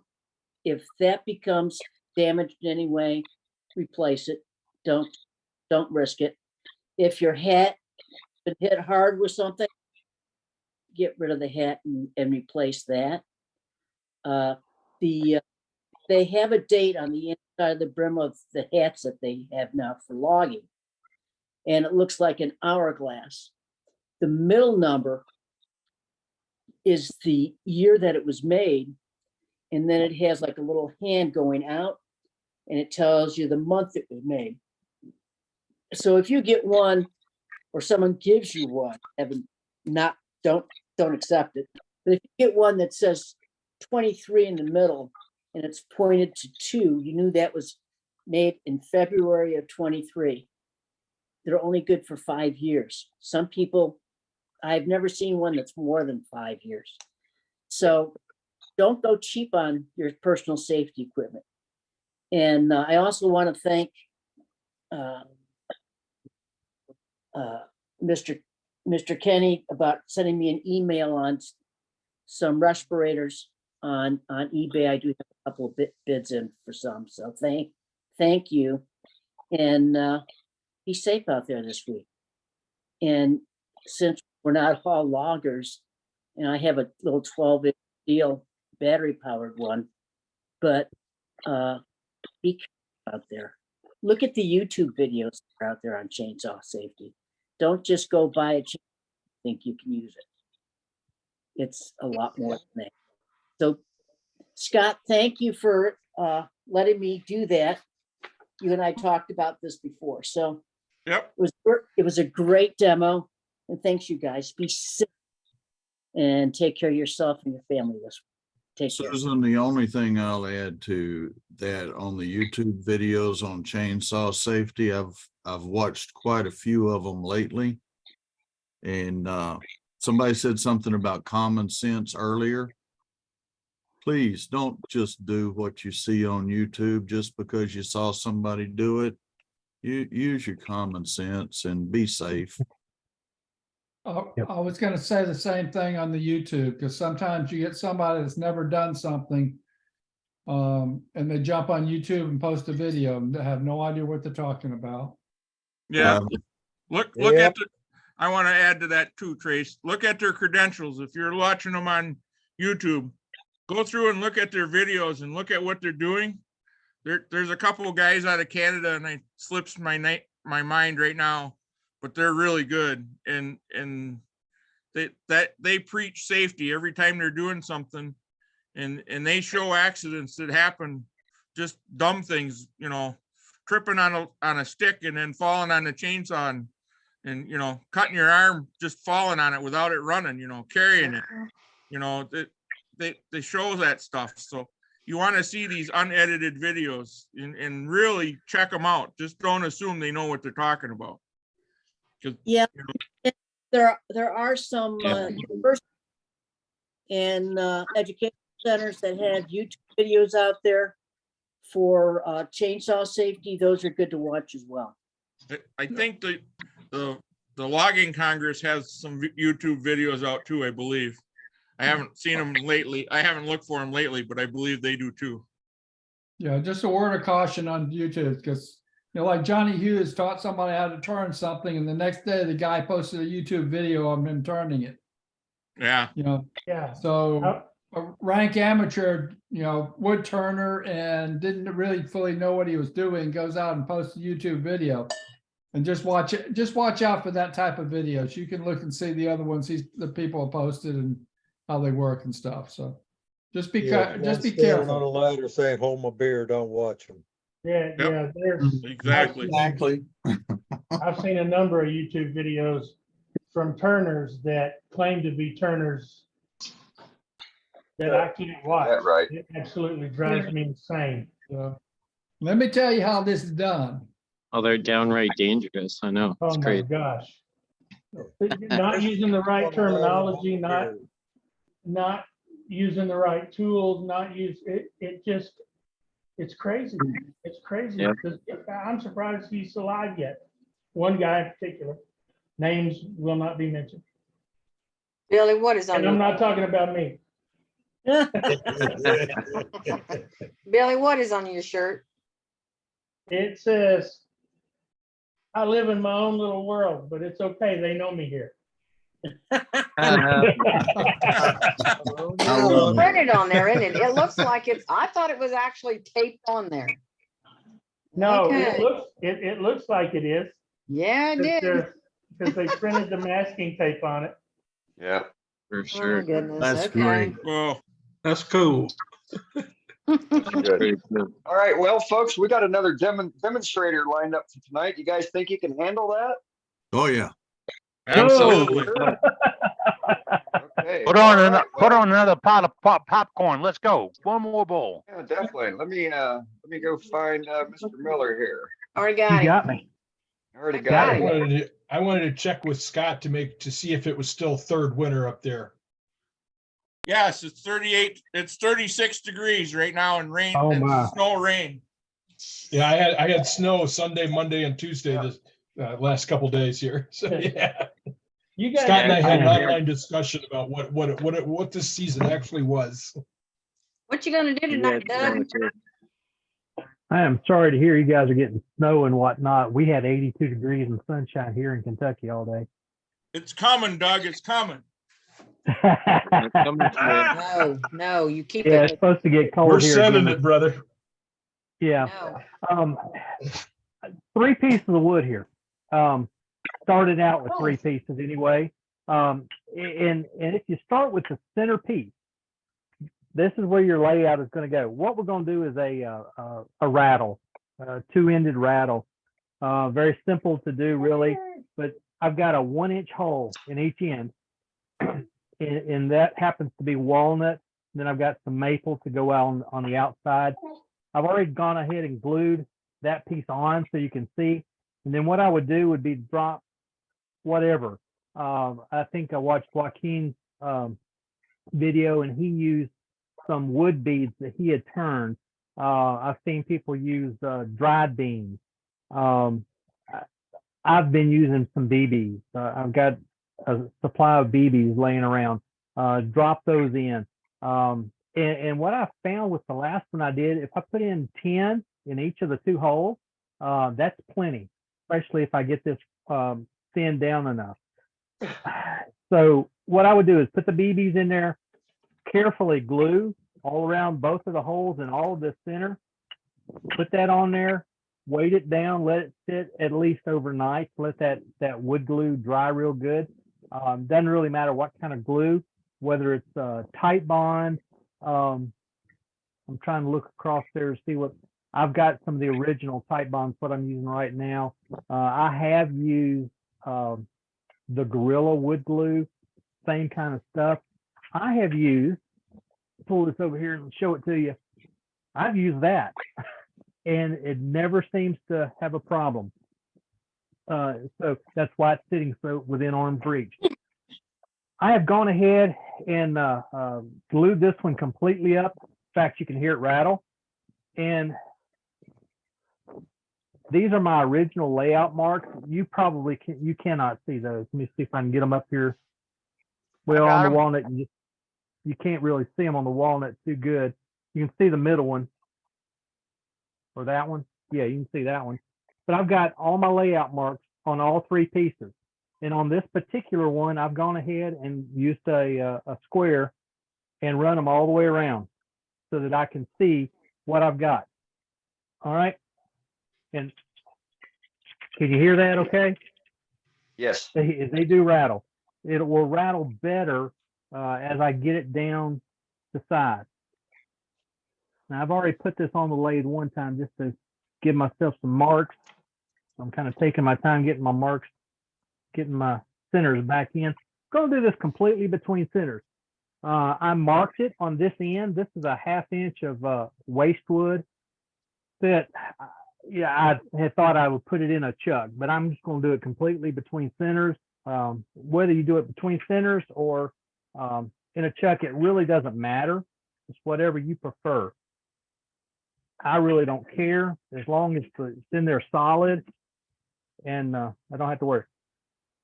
That's even louder to me when it's on the lathe. It's getting some reverberation through the metal there. So there we go. Safety first. We've already been talking about safety. No rings, no watches, no bracelets, nothing like that. I do have my face mask right here. I'm going to blow it off, get it good and not good and clean, but as clean as I'm going to get it.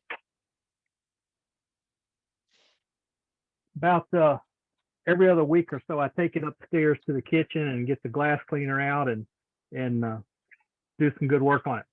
So what these marks here are for, those mark the top and the bottom of this upper circle.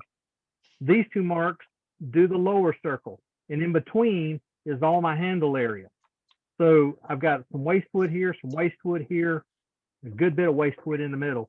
So we're just going to work on that. I'm going to start off with my, well, what I do with it. Somewhere here, there it is. I got a brand new 1/2 inch. Some of y'all were concerned about my 3/4 inch. It's not really 3/4. I decided it was a 5/8. This is a 1/2 inch spindle gouge with my Mark-Soleil type of grind. We're going to start with the lathe turn down slow. We'll spin it up to speed and get started on this just a little bit here. There we go. That's kind of fun to hear that rattle, and then as you turn the speed up, it just stops. That's about 1200 right there. And I can see my line right here real well. I'm going to start there, just getting rid of some of this waste wood.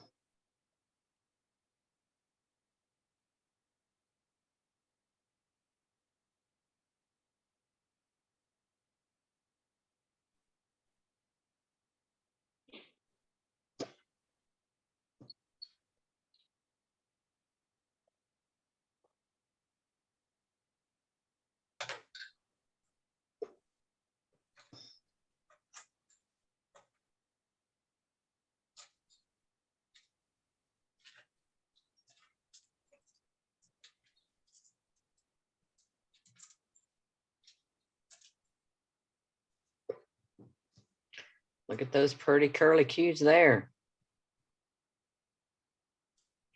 Go down to the other end, do the same kind of thing.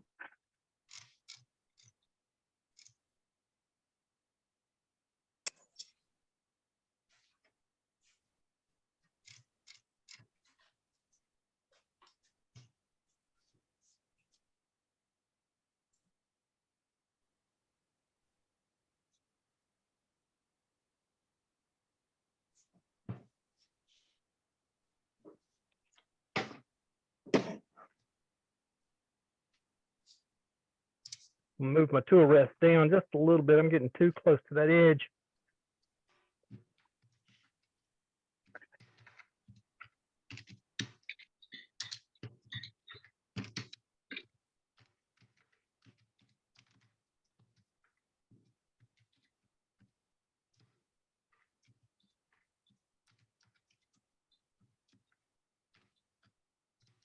All right. Got the two ends pretty well established. This end could be a little more square, but we'll take care of that here in a minute. I'm going to kind of start on this at the bottom of this ball, and then I'm going to come back and go this way. So work toward the center on both of these ends.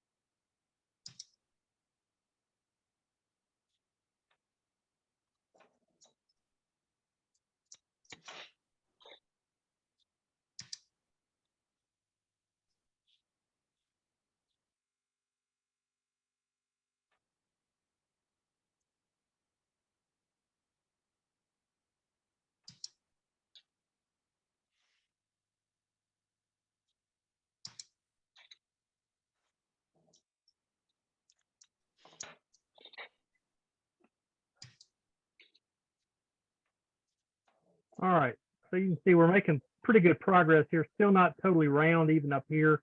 Getting there. I've got a little small area where we're all the way around. That's so we're going, but we're going a little much smaller. Remember, these are for small children. Chances are this particular one is not really big enough. It ought to be a little bit wider in this direction. This way is fine. It's plenty big that way, but it's really a little bit small there. So this is about where we're going to end up all the way up and down. We could go ahead. I don't quite want all of this maple to disappear. It's really really not big enough. But we're going to make one. It may be a little oval, but that'll be okay for this purpose. You'll get the gist of the idea here. Let's continue on. Let's make these round a little bit.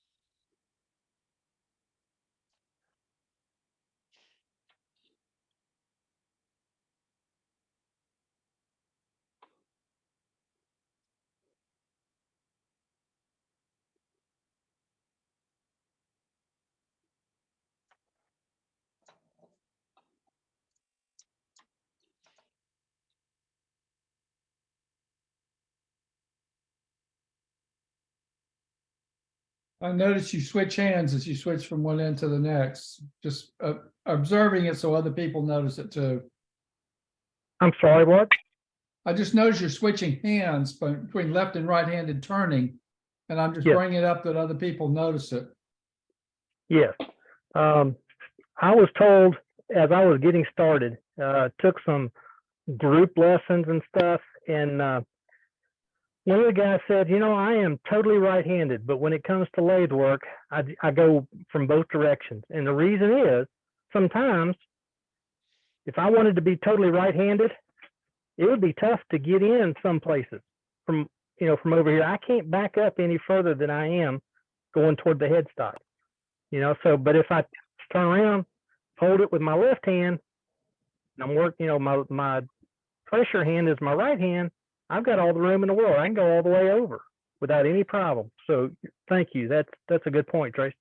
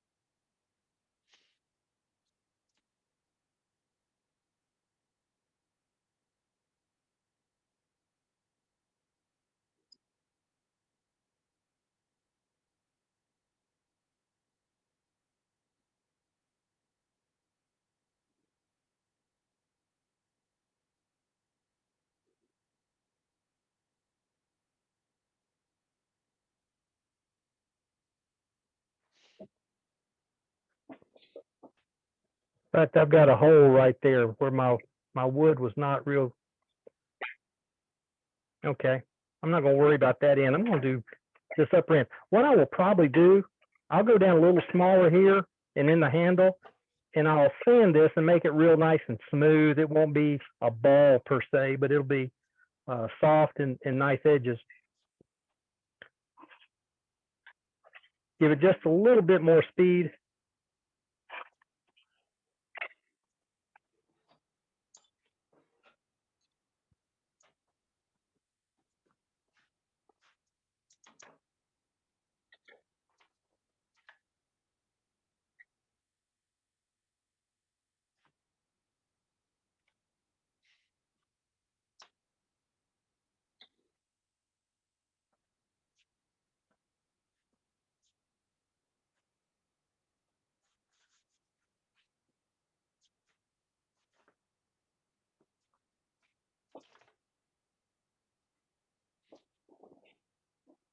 Trying to make sure I keep that bevel going so that it's a good slicing cut.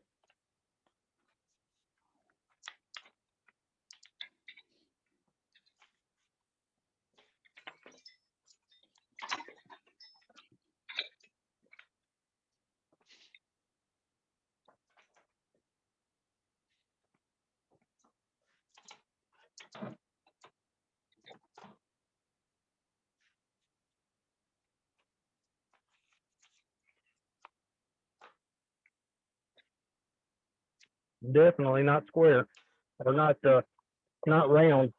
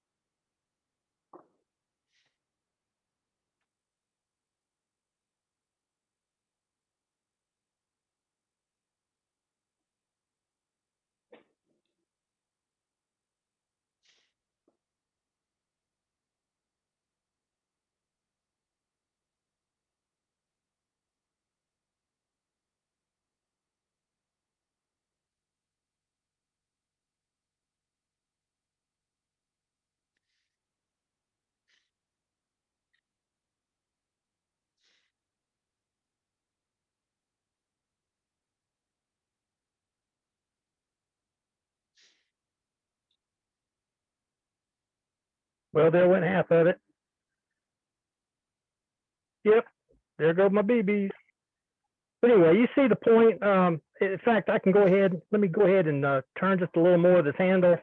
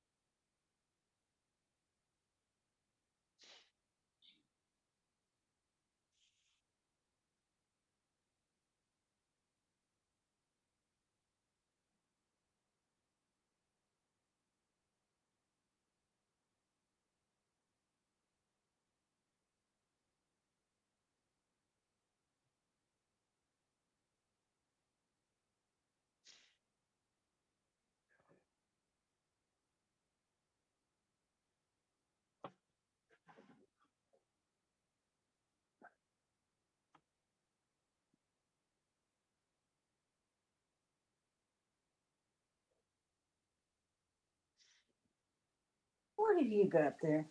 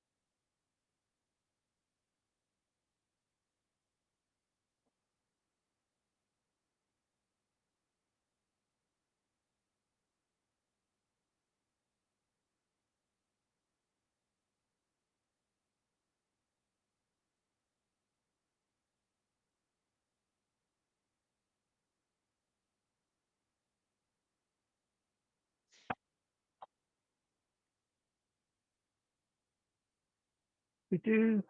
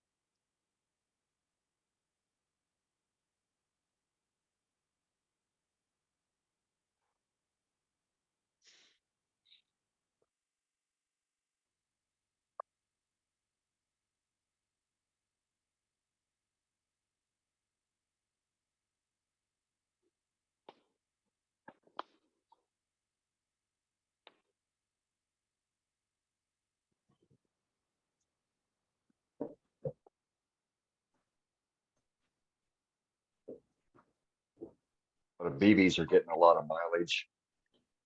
The ones in this end are. No, the ones that came out, everybody's having fun at your expense on them.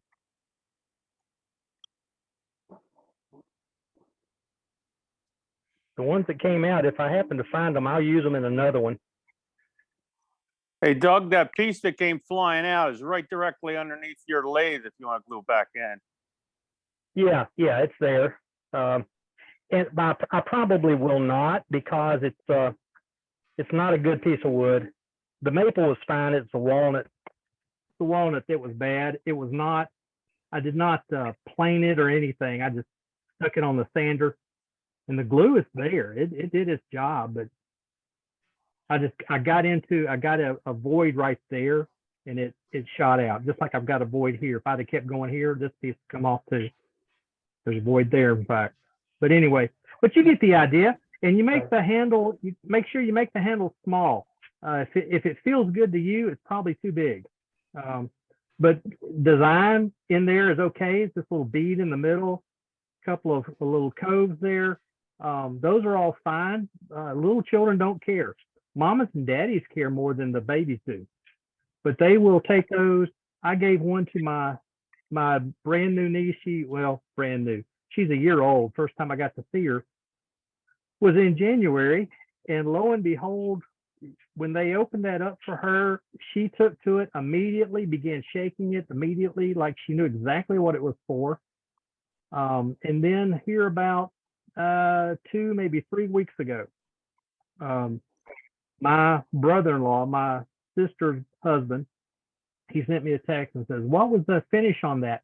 I had finished it with my abrasive paste and wax is all I put on it, because I knew it would go in the child's mouth.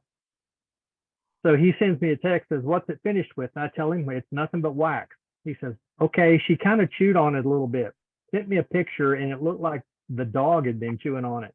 Yeah. She had gnawed that thing to pieces, but it was all in the 2 balls, and he was just going to put some wax on it and just kind of refurbish it just a little bit, let her chew on it. Sign of a hungry baby.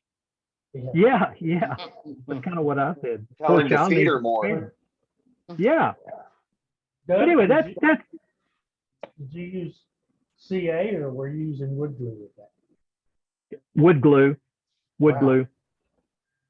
But like here's a crack right here coming through it. This was the jankiest piece of wood that I had of the walnut. It was a long stick I had, and I cut it into 3 7-inch pieces. The worst of it got tossed, but there was still some of that cracking even in this one.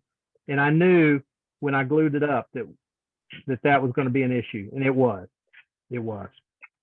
It's not the glue's fault. It's my allowing that piece of wood to be used. Well, in fact, the maple had some paint on it. So That would do it too. What's the size on that then? I'm sorry, Brenda, what was that? What was the size? The maple was 3/4 inch, about 1.5 inches wide. It was about 1.5 inches wide this way. It really needs to be closer to 2 inches. And then your outside pieces can be a little thinner, but I like to give myself plenty for when I'm turning. If this had been 2 inches wide here, I could have got a nice round ball, then 2 inches by 2 inches round ball with a nice handle in there. But you need to be kind of careful about where you're marking your layout lines. This one, that's part of my problem. That layout line's actually above the bottom of that hole. That layout line needed to be down here. That may be why I did that. This one, the layout line is here, and it really should have been a little higher. This one got shifted down, it looks like, just a little bit. And that's my fault not paying attention to where I was putting those lines. But you see the idea here. Just use a decent piece of wood. It doesn't have to be walnut and maple. You could do it 3 pieces of pine. I was looking over here from time to time in my iPad that I'm using as a monitor. and there was some strobing going on. If you've got trouble with that, any kind of epilepsy or anything like that, you may want to use 3 pieces of the same kind of wood or a very similar color wood anyway, instead of the contrasting like that. The walnut and the maple, highly contrasting and cause some strobing. So I could see that causing some folks some problems. Would it be good to put a layout line dead center of that circle? Because the other ones look like you're cutting them away. If one was dead center, you know where it is.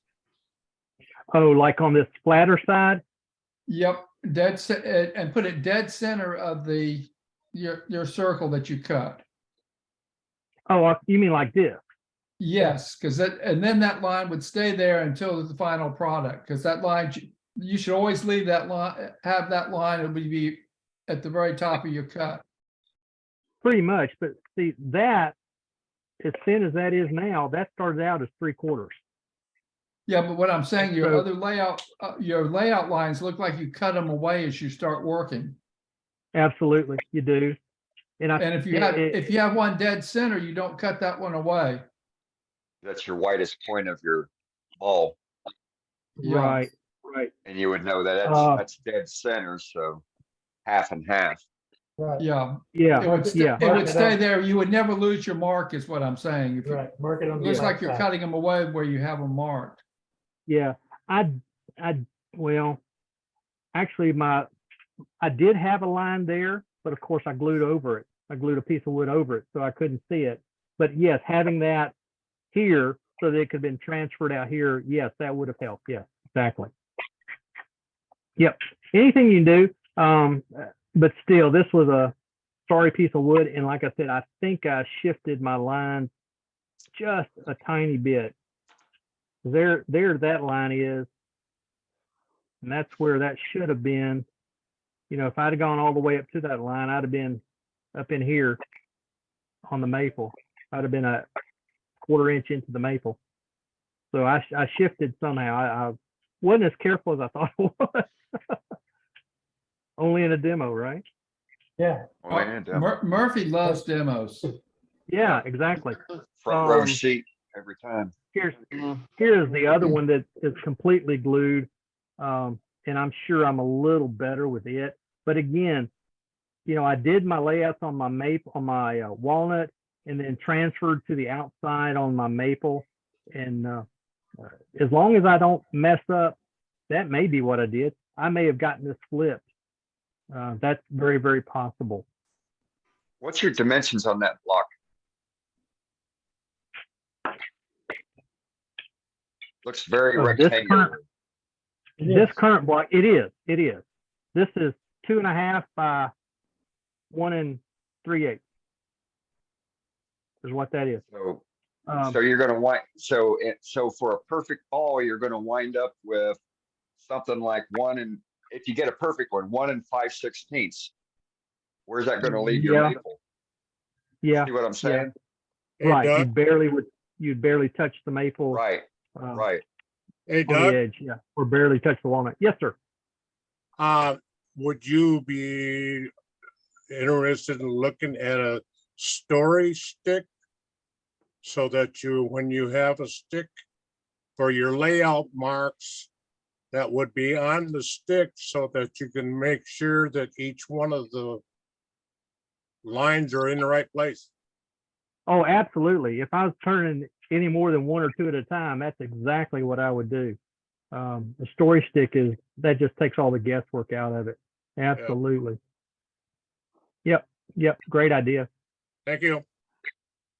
Thank Dave, you. When you start looking for those BBs, you're not going to find them all because one of them hit Eddie in the nose. Yeah, so he's going to need nose surgery. I'm looking around. I don't see a single one of them. I know they're all right here under my feet, but it's not a big deal. Not a big deal. They're from my son bought. I didn't pay for them. That I hope smock you're not you're going wearing. to put any effort into finding them. Magnet. Yeah, magnet would do it. These are not copper BBs. Dustpan and a broom and out in the garbage. Yeah, absolutely. Brenda, what'd you start to say about smock? Is that a new smock? Absolutely, it is. Yeah. My it's the open chef. tip smock. And our friend to the north has one identical, except his is a little smaller than mine. Is that one of them cooking chef? Yes, yes. Got it from Open Tip. Started to get it from the same company you did. But they were about a little more than double the price. Really? Yep. I got this one from Open Tip. It was cheap. Okay. Off their clearance rack. The plain white ones were too. Mine was only $3 and something, I think. Oh, really? I got two, Brenda, and they were $5 a piece. Yeah. And that's a 5X. There you go. Kate and I were looking for this black with the red piping, and from what was it, Heart or something. They were a whole lot more than Open Tip. So anyway, that's that. Yeah. Well, looks nice. And it works good. It does collect some dust, but I think it'll blow off. Yeah, just turn it upside down and it'll come out of the pocket and the sleeves too. Okay, I'm going to blow my air just for half a second. You're not supposed to. Now, that's a lot better. You can still see. No, you can't. What I do is I use the air gun on mine to blow it off. Yeah, there's still a little dust on, but the 90% of it came off with that little blast of air. You should not use an air hose on yourself. Take your shirt off and then blow it off. It's not. No. How do I get it out of my hair then? Shake your head. Shower. It's not Saturday night yet, Brenda. He is in Kentucky. That's right. This blank will do much better because it does not have the wide seams that the other one had, but it's still got a place or two that I'm going to be careful with. I may even wick in some CA along that one seam just to be sure. Like I said, I should have run these through a planer and that would have taken care of it, but I did not. I just very haphazardly cut them, threw them together, thought it would be okay. It's not. Would a 2-inch square be better, or should it be oblong like that? No. A square would be better. Okay. Well, but that's just the width that this walnut was. I didn't cut the width of it at all. I did cut the maple down to make, come closer to the walnut, but I did not cut the walnut at all other than the length of it. Okay. Yeah. You could say you was using some scrap pieces or extra pieces. Yeah, exactly. Okay. Exactly. And had I just paid a little more attention to what I was doing, I would have made this wider so that it would have been maybe not quite this thick, but definitely thicker than this. I got the idea of it. I may just have to make one this week. Absolutely. They're not hard. It's an easy little project. It just takes a little bit of forethought, thinking through what you're doing.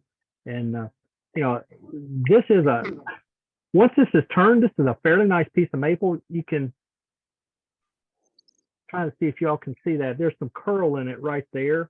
So that would have been real pretty if I'd have used that piece. This one doesn't have that curl. Is that a 1-inch hole you drilled through it? Yes, I drilled a 1-inch hole, used a 1-inch Fostner bit. Okay. So there you see it even better there. And that'll hold some, if you use like black-eyed peas or some navy beans or some kind of small dried bean, it'll hold a good bit.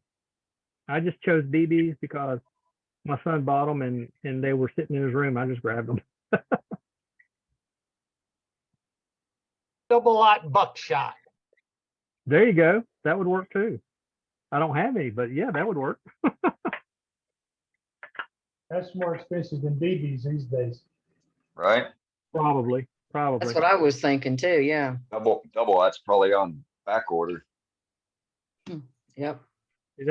I will take, if I go ahead and glue this up and try to do one, I'm going to take it to the sander at least.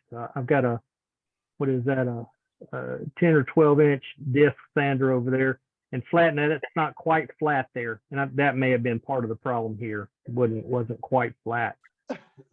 Hey, Throw hey it on your Doug. shooting board. Hey Doug, it Yeah. seems to me it's like you haven't given yourself enough room on the walnut on the sides to get those round. I don't know. I think I'd want more wood. That's It would what be we were helpful, discussing but earlier. I've got a little better than an 1/8 there. Okay. All right. Well, I mean, You know, it seems to me I'd be more comfortable with a little more wood there. You know what I mean? Yeah, absolutely. You could without any problem. In fact, like we were just saying, it would be better if in this direction the walnut was closer to 2 inches. That's what Right. 1 inch and an 1/8 there. If it was at least 1.5 inches, it would be easier to make all of this. But I've got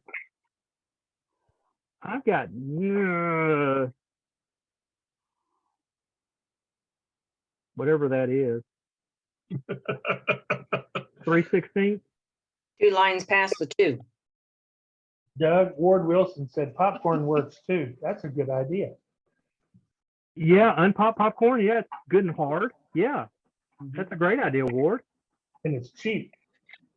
Yeah. What concern do you have though of this breaking apart and the child choking on whatever it is you got inside? Well, if your surfaces, let me get this one to show you. If your glued up, your mating surfaces, if they're good and flat and you Yeah. get a good joint there, I don't have any problem with it. Okay. That's my only issue with sanding is that you Or the you child chewing sometimes through close it? off some. Nah. They can chew pretty hard. They'll dent it, but they won't typically chew through it. My niece has not chewed through hers, and hers was made with. I used a dark, some kind of an Australian burl. I don't remember. I didn't know what it was when I used it, but it was hard. And then used.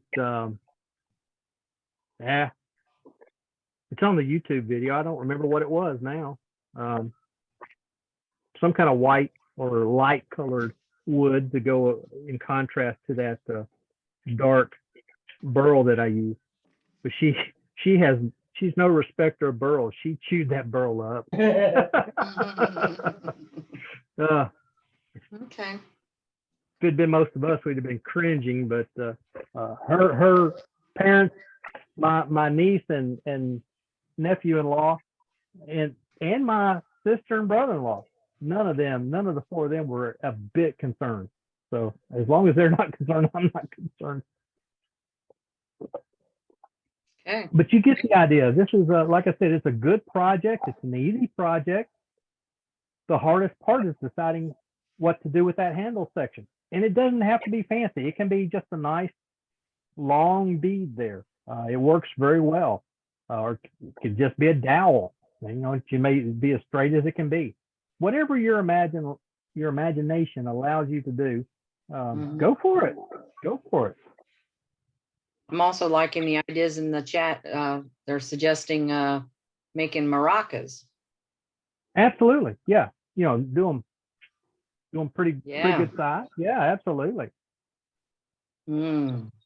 Those are typically 4x4? done with traditionally done with gourd, but it could be done with wood. The one thing you'll want to remember is that with wood, you will hear when it's right. You know, if I had gotten this nice and round and stopped with it this thick across here, it would not have sounded right. It needed to be more like it is down here at the bottom, as thin as that is, to really sound right. It begins to ring when it's got enough thinness to it. And there's no way to know without stopping. You stop, you loosen your tailstock and give it a rattle. That's dead sounding. You get it a little thinner, and it will actually ring. Good night. Yeah, that seems trying to come apart. I'm through on both sides. That one was never going to work at all. That's because my layout lines were wrong, and I've got way too much here. I should not have had that much there, so I've got them backwards somehow. But I know I'm right on this one here. I know I'm right on that one. I double and triple checked it This one is not glued up yet, so I've got all the time in the world to fix it. And it's right as of now. So, okay. Great. There Great we go. idea. Great demo, Doug. Sand them up Yep. nice and smooth. I would suggest going to at least 320. Some of you all like to go to 1,000 by habit anyway, and that works. Get you a nice finish without going to the chemical kind of finishes. Wax will work fantastically. Most of your waxes are food safe, which means a child sticking in their mouth is not going to keel over.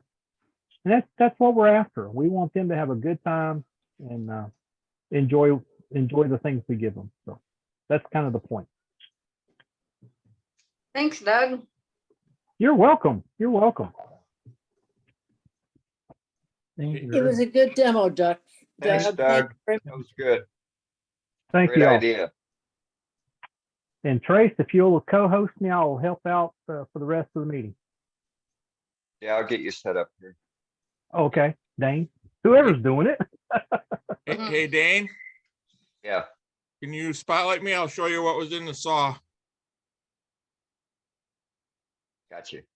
So there's the wad that was in the teeth of the clutch of the saw. So it's quite a snarly mess. Yeah, boy.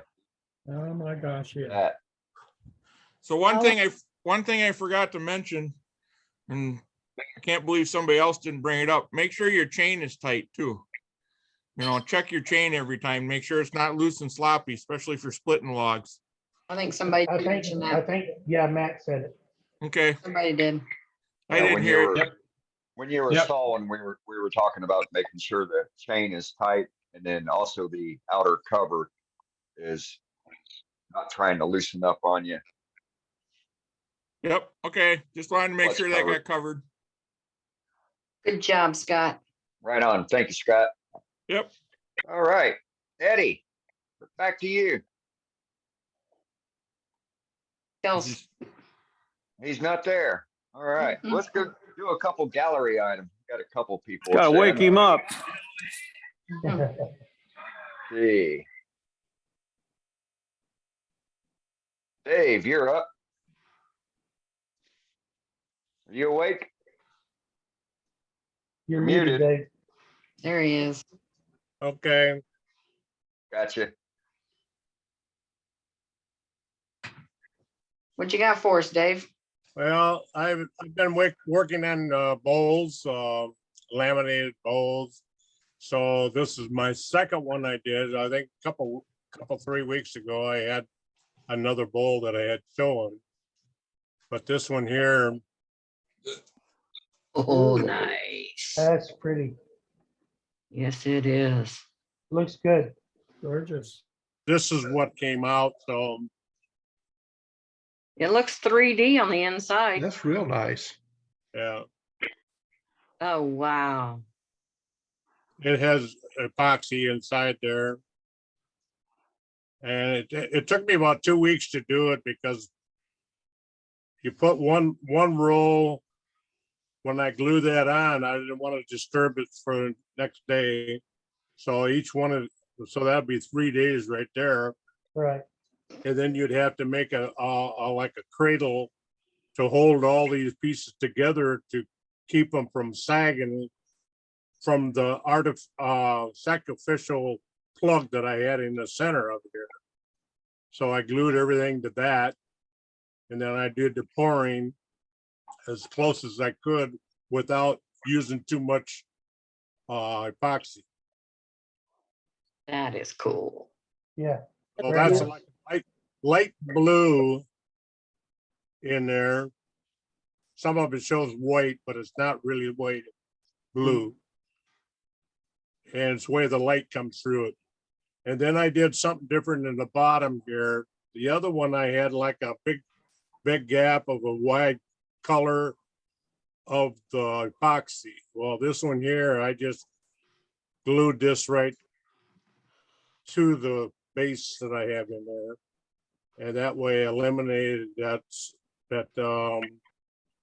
ring, what I call a ring, but I didn't like it, but I think that one shows better. Yeah, it looks nice. That thing is awesome. So Very nice. Yeah, that's all I have. All it's right, beautiful. thanks. Very And nice. I gotta ask you a question. I got these through the mail. What am I supposed to do with them? Tape them around your head. Do whatever you paid for 'em. Whatever you like. Stick them on your lathe. Stick one on. Tell Eddie, back thank there. you. I got them. Stick them on the wall. I see that. I still got a bunch of them. You can stick one on that printer behind you. Yeah. I got mine too. I got to pay for them. All Hi, right. Charlie. Hello. Got yours and you didn't pay for them? Well, no, my credit card was hacked, and so I just now got the replacement today. What you got, Charlie? This is what I call the bull from heck. It's maple. It was on my garage floor for about 3 years, and the worms got to it. But it's real soft and punky too. But we got it. We made a bowl. Love it. Looks great. It does look Yes. good. Lots of character. That's pretty. Nice shape. Maple with about 5 or 6 bolts on it. Nice. And then I made a box. I got the lid all the way down. It's still kind of tacky. Nice. Nice, very nice. Nice tight fit. And then before my lathe died, I made about eight pens. Wonderful. Your lathe died? My lathe died. Oh, What happened no. The belt broke. A $10 belt. It shut me down. I called. You couldn't even order it. Grizzly quit making that model because they were having problems with it. You got And a it took 'em Checkers forever. or you got a Checkers or an O'Reilly's or AutoZone? Take the belt there and get a belt. Nope. Because Grizzly makes them a different size so that you have to buy from them. I've got one now. I got it come today. Okay. But it took Very Cool. Nice pins. Those are the $5 or 5-cent pens like it makes. 7 cents. 7-cent pens. Okay. You use the Couldn't get them no cheaper. You use the deluxe pins. Inflation is terrible, isn't it? I like the cap Yes, on it that is. one. I was gonna say it's inflation. This is made to look like a regular pen. There's the clicker. Right. Yeah. That's cool. That's all I got. All Oh, right, thank you. there's another one. Ooh. very Nice. Don't ask me what kind of woods, because this is pieces off the floor. Literally. That's the best kind. That's the best kind. Nothing goes to Yeah. waste. Good. I experiment with pens. That's if I'm gonna try something new for finish or something, I make a couple pens and try it out on them. Nice idea. And I'd like to add to the chainsaw stuff. I made several comments during it about cuts. It is the second worst cut known in the medical field, and I personally know that. I cut my leg about a 7-inch gash on kickback. I didn't think it was bad. Got infected, went to the doctor, and the nurse almost passed out. Oh. It went deeper than I thought, and it's because it makes hamburger out of your body. Yeah. Yep. And I've been using chainsaws and working around them ever since I was about 7 years old, and I'm 67. And they're one of the most dangerous tools man-made. Never Yep. trust them. No. That's for sure. That's Thanks, all I sir. got. Thanks, Charlie. Yep. All right, Billy. Oh, well, I was on vacation for a couple of weeks. In your own little world? In my own little world, yeah. we went on an 8-day cruise out of Miami. Anyway, I was to get back into the swing of things. I was a little bit rusty, or I was afraid I was a little bit rusty. You know how you're away from the lathe for a while. So Yep. I came back and I needed to practice. So I turned this monster of segmented mesquite bow.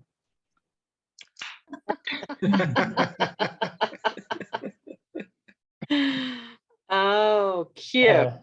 That looks for a like a Weight large Watcher salad? soup bowl. That's about the size I get when I start out with a 6-inch bowl or with all my catches. Did you chainsaw that out of a log? I did not. I didn't. Anyway, I had this piece of mesquite chucked up when I got back, and I thought I'm going to play with that and see what I can do, and that's what I did. Did you use your little jig for that? No, I did not use the jig for that. That's in here. That's in here as a teaser, by the way. That just to show you what's coming up next week for the demo. I'm gonna cheat and use Mr. Duxbury's jig. I played with it. And I dropped it. Hold on. I played with it the other day because I hadn't used it before and I needed to. And so I came up with this. That is it. Well, and I just stuck it on there and started playing. And it was round at one point, but I got a little thin over here. And this is very brittle wood. It's ash juniper. It's this stuff. And I'll be using some more of that next week too, and some oak, that piece. And I'm going to use this next week too. Oh. And we'll see what we can do with it. Ooh. That might be fun. Yeah, I'm gonna do something else too. This one, I made this insert for it. I don't know if you can tell, but it's not flat. It's at an angle. And so we'll play with that and see what we can do with it as well. I think you overdid the angle. Oh, I may have, Jim, but that's it. And so I stuck this in my laser to see if I could get my logo burned into the back of it, because I just got the laser. And the air assist kept blowing it around, so this thing just kind of walked in a circle while it was cutting. But on a related note, do the whole back and finish it before you do the front. Yeah. Ooh. I did this on the laser. I made this frame out of oak. It's got a 7-degree bevel here on the inside. You can see from the light reflection maybe. But I just cut this out of 4 layers of Baltic birch plywood. That's really pretty. And put it together. Thank you. So I've been playing. Okay. And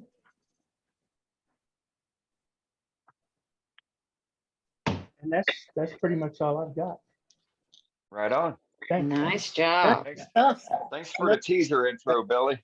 Nice job. Not a problem. All right. Go to Tim. Tim? Hey, how's everything? I was fine to mute myself. So I started making this beautiful vase out of some osage and did some inlay, and then you know what happens when you don't set your dang laser and double check the tightness on it? Yeah. So that blew off. So now I have a smaller vase, and it's still, I'm thinking about adding another piece on and going back with the original shape. But thinking about doing like a piece of walnut or something to give me a contrast, and then going back with another lighter wood or something to finish that up. So I still have my tenon on, but yeah, that started my week. And then, you know, it's just been one of those weeks. Today I ripped the PTO shaft off my tractor, and now I get a rebuild the Giddy up. PTO / transmission. Good week. Sounds like Lucky fun. you. So it's remember it's the gonna be a pain. while before I get back in the shop, but Yeah. the wife had an order for a couple birdhouses for a friend of hers at work. So looking for some hummingbird about that size. I guess she saw some on Amazon or something. So if I can get the tractor back together, that's the first project. So. There you go. Right on. Smiling. So inside diameter cannot exceed the outside diameter, and make sure you check your laser on your hollowing rig. Yes, checked it Good quite tip. often. All right, let's go to Mr. Duxbury. Hey, Jim. Okay. I hope I didn't show this last week, did I? I don't think so. It's that's a Cadillac's pepper grinder. And these are, jump to them. These are just glued up pieces. I learned a lot with this. This one has a black inlay in it down the side here. And I had a gorgeous red inlay, and I put it in this one. I thought it was going to be really gorgeous. And it was too close to the doggone top of the thing. It turned away. So I lost the whole gorgeous piece of red inlay.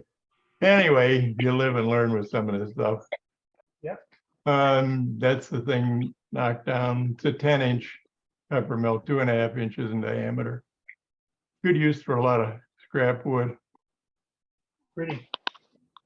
And I've been called a wood nut more than once. So I made some wood nuts. These are really useful. I use threading for a lot of things. Someday I'll show some more of that, but I'll stop the share. Also, I've been making, these are cubes. This is about a 3-inch cube. Anytime a sphere intersects another sphere, you get a perfect circle. And if you do this just right, you get perfect circles on both sides. If it's off just a little bit, you get a big circle on this side and no circle on this side. So it's got to be turned right on. That's cool. That's too cool. Yeah. They're fun. Makes good Christmas ornaments too. You can decorate them. This is what I've been doing. I made Billy. This is what I made 4 brooches that are going to the Louisville Symposium on a jacket. But while I was doing it, I made these. These are just pendants. I'll drill this and put a hanger in it somewhere. Right. But on your offset mandrel, you only got to offset between about a 16th and an 1/8 will change this unreal. You got about a 1/4 inch offset in there. I have no idea what that's going to do, but you'll see real quick. Anyway, this is Bunch of material, Jim. This is a bunch of glued up. This is Purple Heart on top, maple in the middle, cherry, and something else. Pretty. The other one is, these are kind of neat to do. This is maple on the top with Purple Heart on the back. Oh, wow. And if you ever do these or want to do a logo or whatever, do the whole back, tape it on first, do the whole back and put rings in there, whatever you want, and then put a coat of finish on it that also helps it hold to the tape better, and then stick it on the mandrel and then turn the front for whatever you want. Okay, cool. Thanks.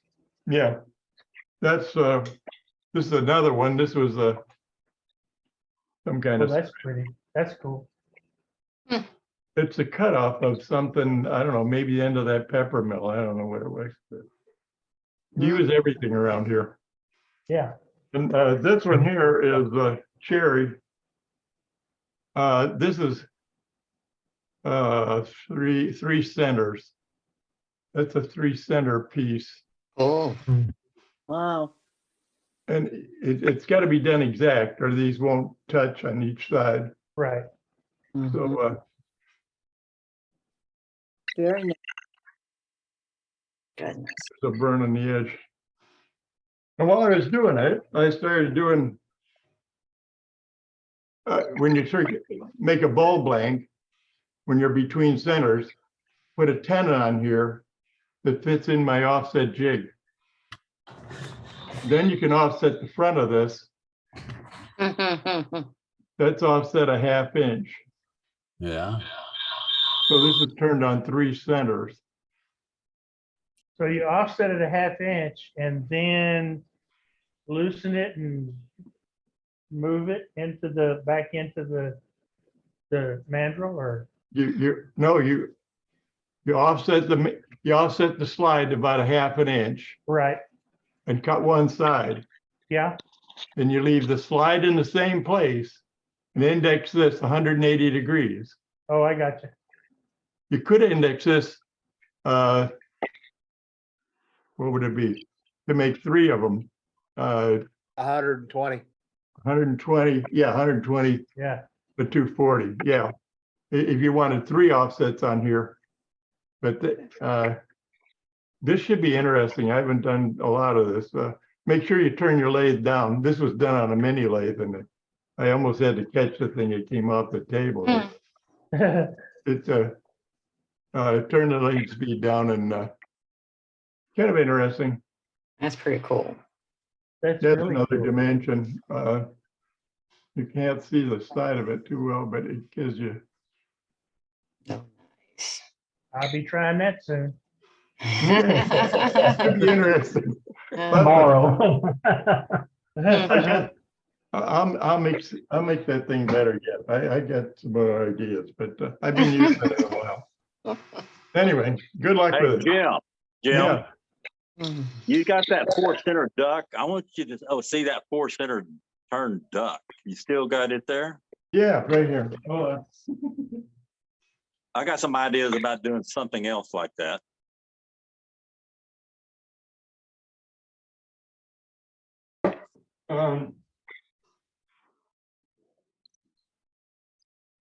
This was just done between centers. When your name's Duxbury, you make a lot of ducks. There's all kinds of things. Yeah. This is one center here. This is another center. Right. And this is another center. And this is the other center on top. Okay. These centers are not 180 degrees apart. They're at an angle. Okay. That's laid out. It's drawn first. And this part, I forgot. Yeah, no, the whole thing's done between centers. Well, see, I thought you were going to end up with the tail feathers on there. That's the next model. Okay. That's if I do it with a skew. No, you can do, this is done without a chuck. This is done with a piece of log with 4 different centers in it, but it's drawn first. Okay. It's cool. I like it. It is cool. I don't know how, if you want to get into geometry, but when you draw this, you draw the circle, and then you draw a point here and a point here that you want this oval to go through, and you want to draw, and then you put a point in the center, how high you want that.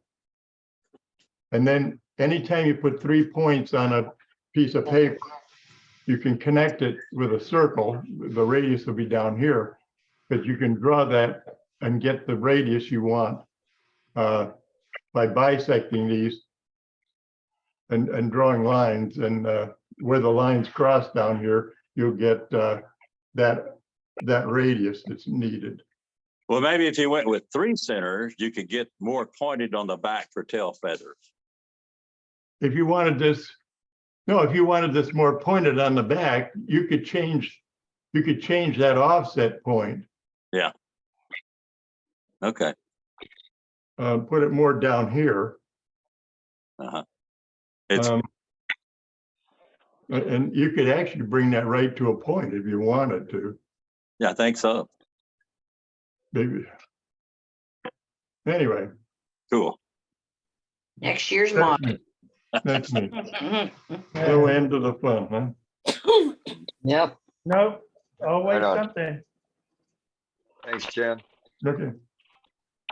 All right, see what Birdhouse Bob's got. Hey, how's everybody doing? Hey, Bob. I Good. got Hey, a, Bob.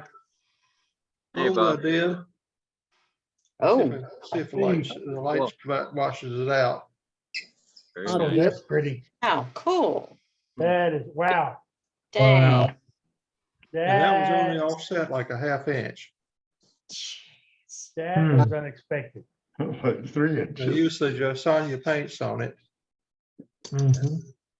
Everybody's going off center. Mm. You're all gonna fall. But Everyone's that's what I got. eccentric. I like it.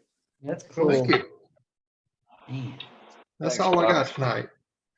All righty, Thank you, man. Nice. let's go to Mr. King. Howard. Hey. I got a elevated hollow form. Beautiful. That- This Cool. part is big leaf maple burl, Ready. and the base is walnut, and the pestle is walnut, and the finial is walnut, and this is hollowed out as best as I could. I couldn't get too much because this part here. Right. So it's not exactly, thin over here on this side because of this But- board right here. But But it's not anyway, just drilled straight down there either, huh? right. Wow. Well, it's hollowed out That's nice. as best as I could. Yeah, wow. That's really pretty. So Yes, anyway, it Very is. Gorgeous. You're doing a phenomenal job with that. Gorgeous. Nice job, Howard. all right. Thank you. That's all. Wow. Welcome. beautiful. All right. Wow. Thank you. Hey, Patrick, you're up. Dang, Oh, my. Okay, it's unmuted. Yeah, we got you. Yeah, we can hear you. Dang, here's your popcorn bowl. There you That go. looks like a that's good a- M&M's Yeah, bowl. yes. Yeah. Yeah, that worked for me. Black walnut is about 20 inches across and 6 inches deep. Dang. Beautiful. Yeah, that'd be a good M&M's bowl. That's a Man, good that any thing kind of is snack you nice. want to eat out of it, though. Beautiful. Nice ball. What fit you put on it? Tell you the truth, I don't remember.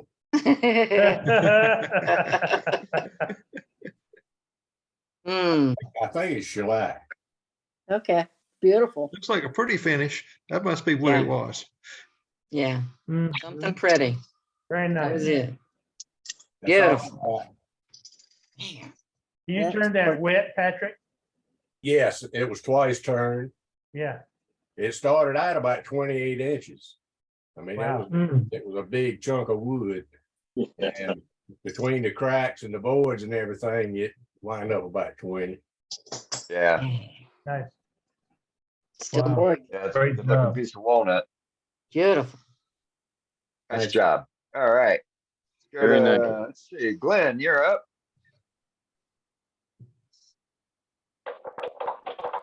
How y'all doing There he today? is.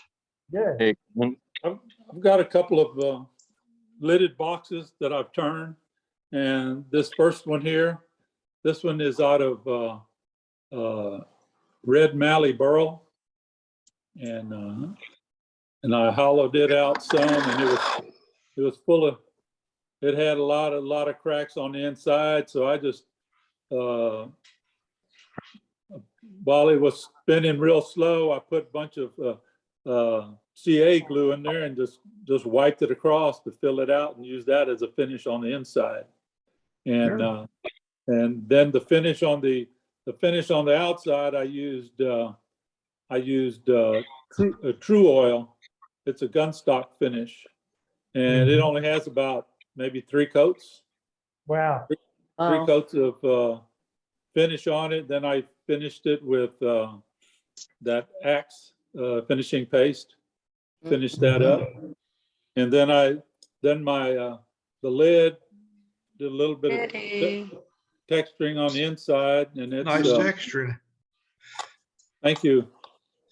And then the lid's out of maple, and then the finial, it's just out of mesquite. Nice shape. Nice. That I lid's love the got some shine on nice- that thing. Yeah, and the lid's got some nice curl in it too. Yes. Very nice. Glenn, do you That's mind gorgeous. talking about the procedure you use for the True Oil? Well, the True Oil, it's just it's a gun stock finish, and I sanded my piece to about 600, and then while it was just spinning slowly, I put some of the True Oil on a rag and just wiped it on. Just wiped it on real thin and let it dry. It says anywhere from 2 to 8 hours or 10 hours to let it dry in between coats. I maybe didn't do it quite that long, but then I just lightly sanded it with some 600 grit, and then just put another coat, let it dry, and then so I just do that, sand it in between coats, and I did about 3 coats, and then I went in with the Axe abrasive paste a little bit, and then I used that Axe finishing paste. But it still already had that shine on there before I even used that products. Very nice. But it's really simple to use. I used to use it a lot on gun stocks, but it's easy to use too, because if you get a scratch, you can kind of sand it just a little bit and then put another coat, and it pretty much fills in the scratches. Okay. Cool. Very nice piece. Then I had another lidded box. Oh. And I did the Oh, that's neat. piece in between. I got the idea from Carl Jacobson. That's He had done the slice. It's cut on the bandsaw on a radius. I had some pieces of wood glued together, and I used my circle cutting jig on the bandsaw, and I put a dowel on the bottom, and whatever radius you want to use, you put in that hole, and you cut your first piece, you cut it, and then the next piece, you move it over like a 1/2 inch, and then you cut your next piece. And that way you have your little slice, you have your slice. And then the body part, you basically do the same thing. You drill a hole in the bottom with a dowel, and then you cut this section out the same way on the same holes you put in your other slice. So, but to look at a better idea of it, just go to Carl Jacobson. He's got the one he does. He has it segmented. But this is like 4 pieces of different wood I glued together and put it on the inside. And then I even had lid, I did an inlay. It's kind of hard to see, kind of dark. It darkened up more than I thought, but it's just a little walnut box. Did a little bit of texturing on the inside, Oh, nice. and Very then good. just put little rings on the bottom. So Yeah. Cool. Very nice. but Love it. that's all I got. Good job, All Glenn. right, thanks, Glenn. Nice. All right, Joaquin, you're up. Yes, sir. We had one of our wood turners pass away, and his wife called me up and asked me to make an urn, which I haven't finished yet, but it won't be here next Wednesday night. She wanted it made out of mesquite. Gorgeous. Still on the chuck. It's and it's got, this is the Texas ebony beauty ring on it. I didn't want no sapwood on it, but it ended up with a spot there of sapwood. And but I had it down to the size. I needed 197 cubic inches. Well, it'll hold 200 cubic inches, and so I just left alone what it just like it is. And so, A little bit of sapwood don't hurt. Beautiful. yeah, and you think that's okay? Huh? Yeah, No, it looks that's fine. gorgeous. Nice shape. I like It's not sapwood good. on the mesquite. It's not finished. It's just got a sanding sealer on it. It's just fine. Oh my Problem I'm goodness. having is lids, you know. Most of them have a lid something like this. I ain't happy with that. I made this lid. I'm not happy with that. Well, I had an old lid from an urn of the past, and I think I'm happy with this one. It needs to be cut down a little bit more. Mm. But it's got an inlay spot here for a 2-inch brass plate that will have his name on it and the dates and stuff. Nice. And so I'm probably going to go with that. I like So I number got 2. the metal threads, the brass thread. And I got these from Walnut and Antler. But I got them for about $24. Really a neat set of threads. And she's not in business anymore. She has stage 4 cancer. Her husband died, and they're not doing it. Well, you know, Carl Jacobs, he has some on there, but his are $32. I thought, man, you know, that's getting up there. My first urn, though, I made out of PVC, this is conduit pipe. Okay, don't want to use regular PVC pipe because they get tight on you because they're not supposed to leak. You put the Teflon tape on them. Right. Conduit threads are straight threads and they go all the way. So you could you would get 2 threads out of this, 2 different ones. Right. You could cut that in half on your bandsaw. You get 2 out of there, 2 out of here. And I may go to that from now on. It's not as classy. This is one I had from this was on my mother's urn and had the threads and everything and ready to go on the top, and I dropped it and broke the pinion off. And it has the conduit PVC fittings, and it you know, they work good. They don't look as good as the brass, but But you can't see them. Yeah, you're not going to keep opening it up. Yeah, you can't see them, and who's going to be opening it up all the time? right. It's only going to be open one time, you know. Right. Hey, Dane, would you put me back on the computer, move me over to the other one where I'm going to change and do a share screen? Move you over. You got another login? My camera is bad on my computer and it's not as good a shot as it is on my phone. So I'm going to open up this other one. I want to do a share screen with. Gotcha. See the white out there? I got to turn this off. 2 microphones. All right, Very I'm good. That's better. Here we go. Let's see. Okay.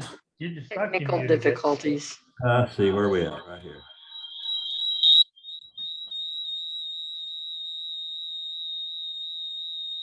You're whistling. All right, I got it. Nope. Oh, my goodness. Turn it off. I'm trying to. One of you is muted. I tried that too. Sorry. You gonna mail it? All right. Figure it out. Turn the volume down on it also, not just mute it, but you have to turn the volume down. So I'm just going to share some of these.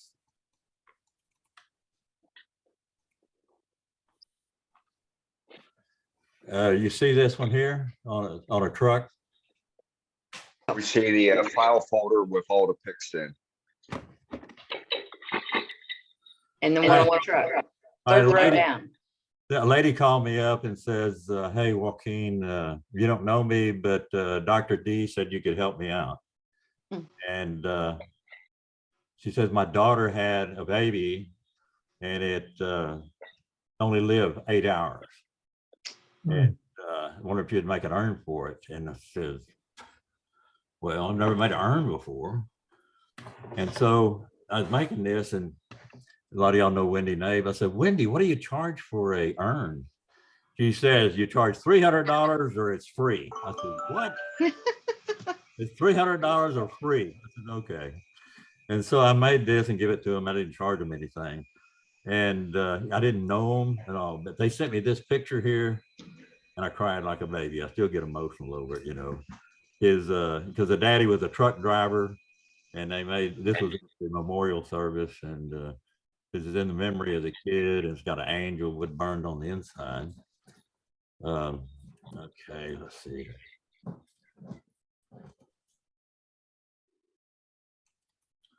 That should have. Bring the pick up, then there you go. It's slow going. Yeah. Come on, baby. And then you can click the photo and scroll through them. Yeah, it don't want to go. Sitting there working. Okay. This is a mesquite. That's for the Texas Ebony beauty ring, and it has the plate on the lid there. This is one that was the guy weighed 200 and something. They figured it had to have a gallon, 231 cubic inches in it. And what was funny about this one, I took it over to his wife to give it to her. She's going to pour the ashes in there. Well, apparently they didn't give her all the ashes, and the ashes only filled it half full. And she says, oh, good. Now my ashes will go in there. So it was a bad thing that turned out to be a good thing. So she's looking forward to putting her ashes in it when she dies. And that's my story on urns. Yeah. I just thought I'd share them. Nice. Okay. Thanks, Joaquin. You're welcome. Joaquin. Very nice. All right, Eddie. Yo, Hey, hey, So, hey. Eddie, before been- we get started, we've got some spammers and some scammers that are helping themselves through the Facebook group that we need to get 86. Okay. They need to be removed from the group. Okay. All right. Can we get together again and do, and yes. Yeah, we can talk tomorrow about it. All right. Had a good meeting. I like this. I mean, we had a great demonstration with the chainsaw. Good safety talk from 2 different folks. Input from 4 or 5 more. Doug did a really good demonstration. I mean, I've never seen a baby rattle without any rattling in it. You know, it was pretty good. And Brenda, I got to get this divot repaired. See, that's where the BB hit me. I was really concentrating and pow. The only problem was those BBs didn't fall out until I turned the lathe off. Well, they were going slow speed. All right, slow speed. But we've had a lot of fun tonight, and we've learned a lot from the membership. And I always say this: I'm going to beat the drum till we're done. It's because of you, not what we do. It's because of what you do that makes this thing click. It really does. You go and look at some of the unique things and developments that you've made, the tools you've created, and they're your tools, and the rules that were never made to be broken because they weren't rules. So we've had a little fun. I can't wait till next week. We're going to see what Billy Burt can do with Jim Duxbury's rig on his lathe to do some medallion pieces. Now, there you have it. We have 2 members taking 3 or 4 demonstrations and molding them into another one. I like to see that. It really is. And it's going to be another fun weekend. We still have stickers available. The details are available on the front page of our website, which is by far the world's greatest wood turning website, hands down. There's no competition. The other ones are way behind us, but and which is great because this is all your work. This is what you're doing. And by the way, starting next week, we're going to bring in a new feature during the meeting times. And I think we're going to go back to the web. Yeah, that's what we're going to go back to the web. We're going to go to our master webmaster, Dave Rhodes, and he's going to kind of tune in what's happening through our website, because you might be missing some of that, some of the high points and where you get the things and share information and all, because that's what we're here about. And I'm looking for you next week. I'm really looking forward to you. I want you to get out and be safe. Tonight we heard some horror stories about chainsaws coming off, saw photographs or images of injuries. And I can definitely tell you why that right-handed chainsaw guy had all the injuries on his left hand, because this is the one we put out there in front of everybody. This is behind the motor, behind the handle, down out of the way. We put that left hand out there, we hold it, we'll hit nails, rocks, chains, everything else. And when it comes off, it's going to go right here. So shield up, believe in the PPE, wear it, take care of it. We want to see you back next week. Well, I'm Captain Eddie Castellan. It's time for me to mosey on over to those pastures over there, and I'll be back with you next week. This will keep going. If you want to get into a conversation, I normally listen in, just in case you're trying to slip one by me. I'm listening, okay? Until next week, y'all be good, take care, and above all else, be safe. Thank you. Hey, Donald. Have a good, everybody. Night, Eddie. What'd you say, Donald? Save the chat. Have a great week. Thank you. I'll shoot you a text tomorrow, Eddie, before I call. Okay. Good night, Eddie. Night, Eddie. Night, Eddie. Night, all. Dane, Yeah. Dane, email me for my phone number. We had a change. Okay. So I'll give you the number. Okay. The healing process, sometimes it seems it sucks, but it's working. So that's it. I'm having a great time at it, All right. Really see y'all next week. Night, Enjoy Ed. your All right, Have a Eddie. great week, Captain. Night. Not everybody. Night, Have a y'all. good week. Cheers. Somebody was saying something. I put it, and I wanted to say it tonight, and I clean forgot it. I put something on my Facebook page and on my YouTube called Project Save. Yep. And it's Project Save the Grief. And if you've seen it, you'll know where I'm going. If you haven't seen it, take a peek, give it a listen, listen through here, right there, and you'll understand, and you know all the horror stories about it. So save the grief. Think about it a little bit. It's what we all should do to be nicer people. With that, I'm out of here. I want to find out what y'all talking about. Go on. I bought a notebook today to make my list, so I'm going to be ready for that. Yeah. I got a question. Go ahead. All right. These 2 pieces that I have of this Mesquite and Texas 70, they were green. And so They were probably 35% moisture. I got them down to 25%. All right, so I was going to glue the beauty ring on top of that thing. I go, what in the world kind of glue am I going to use on that moisture 25%, you know? And so I thought about it and thought about it. And I finally come up with Gorilla Glue because it says, you know, to wet one side. Yeah. And so I ended up using that Gorilla Glue, which, you know, it expands. And the only problem with that was it doesn't dry clear. It dries with that white foam around there on the joint. And so I had to burn that, you know, with a wire to get rid of the white.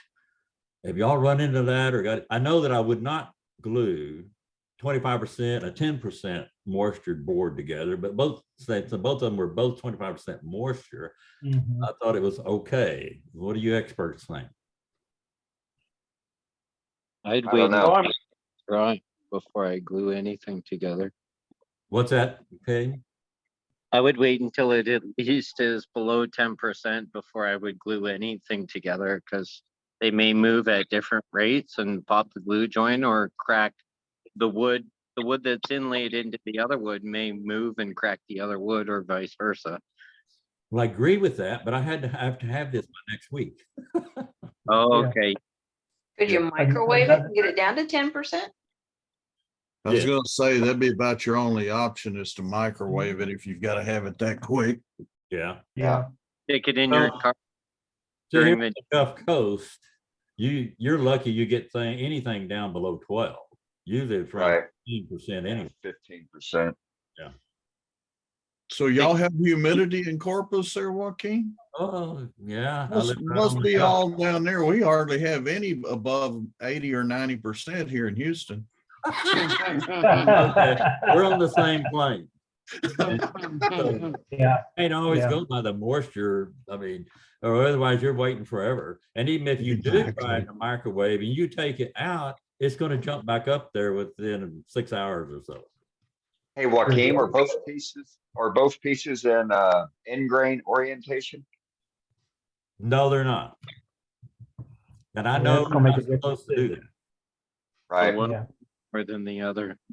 One of the things, Joaquin, if you microwave it and then keep it in the house for a few days after you microwave it, Yes, sir. it'll keep it from sucking all that moisture up quite so quick. Yeah.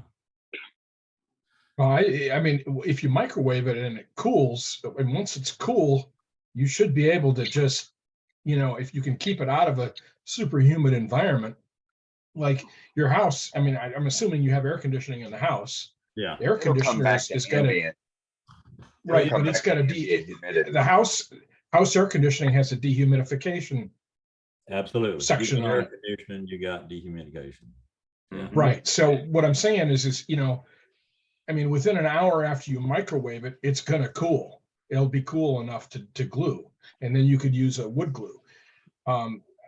My experiences with the Gorilla Glue is that the joints are not, it doesn't hold very well.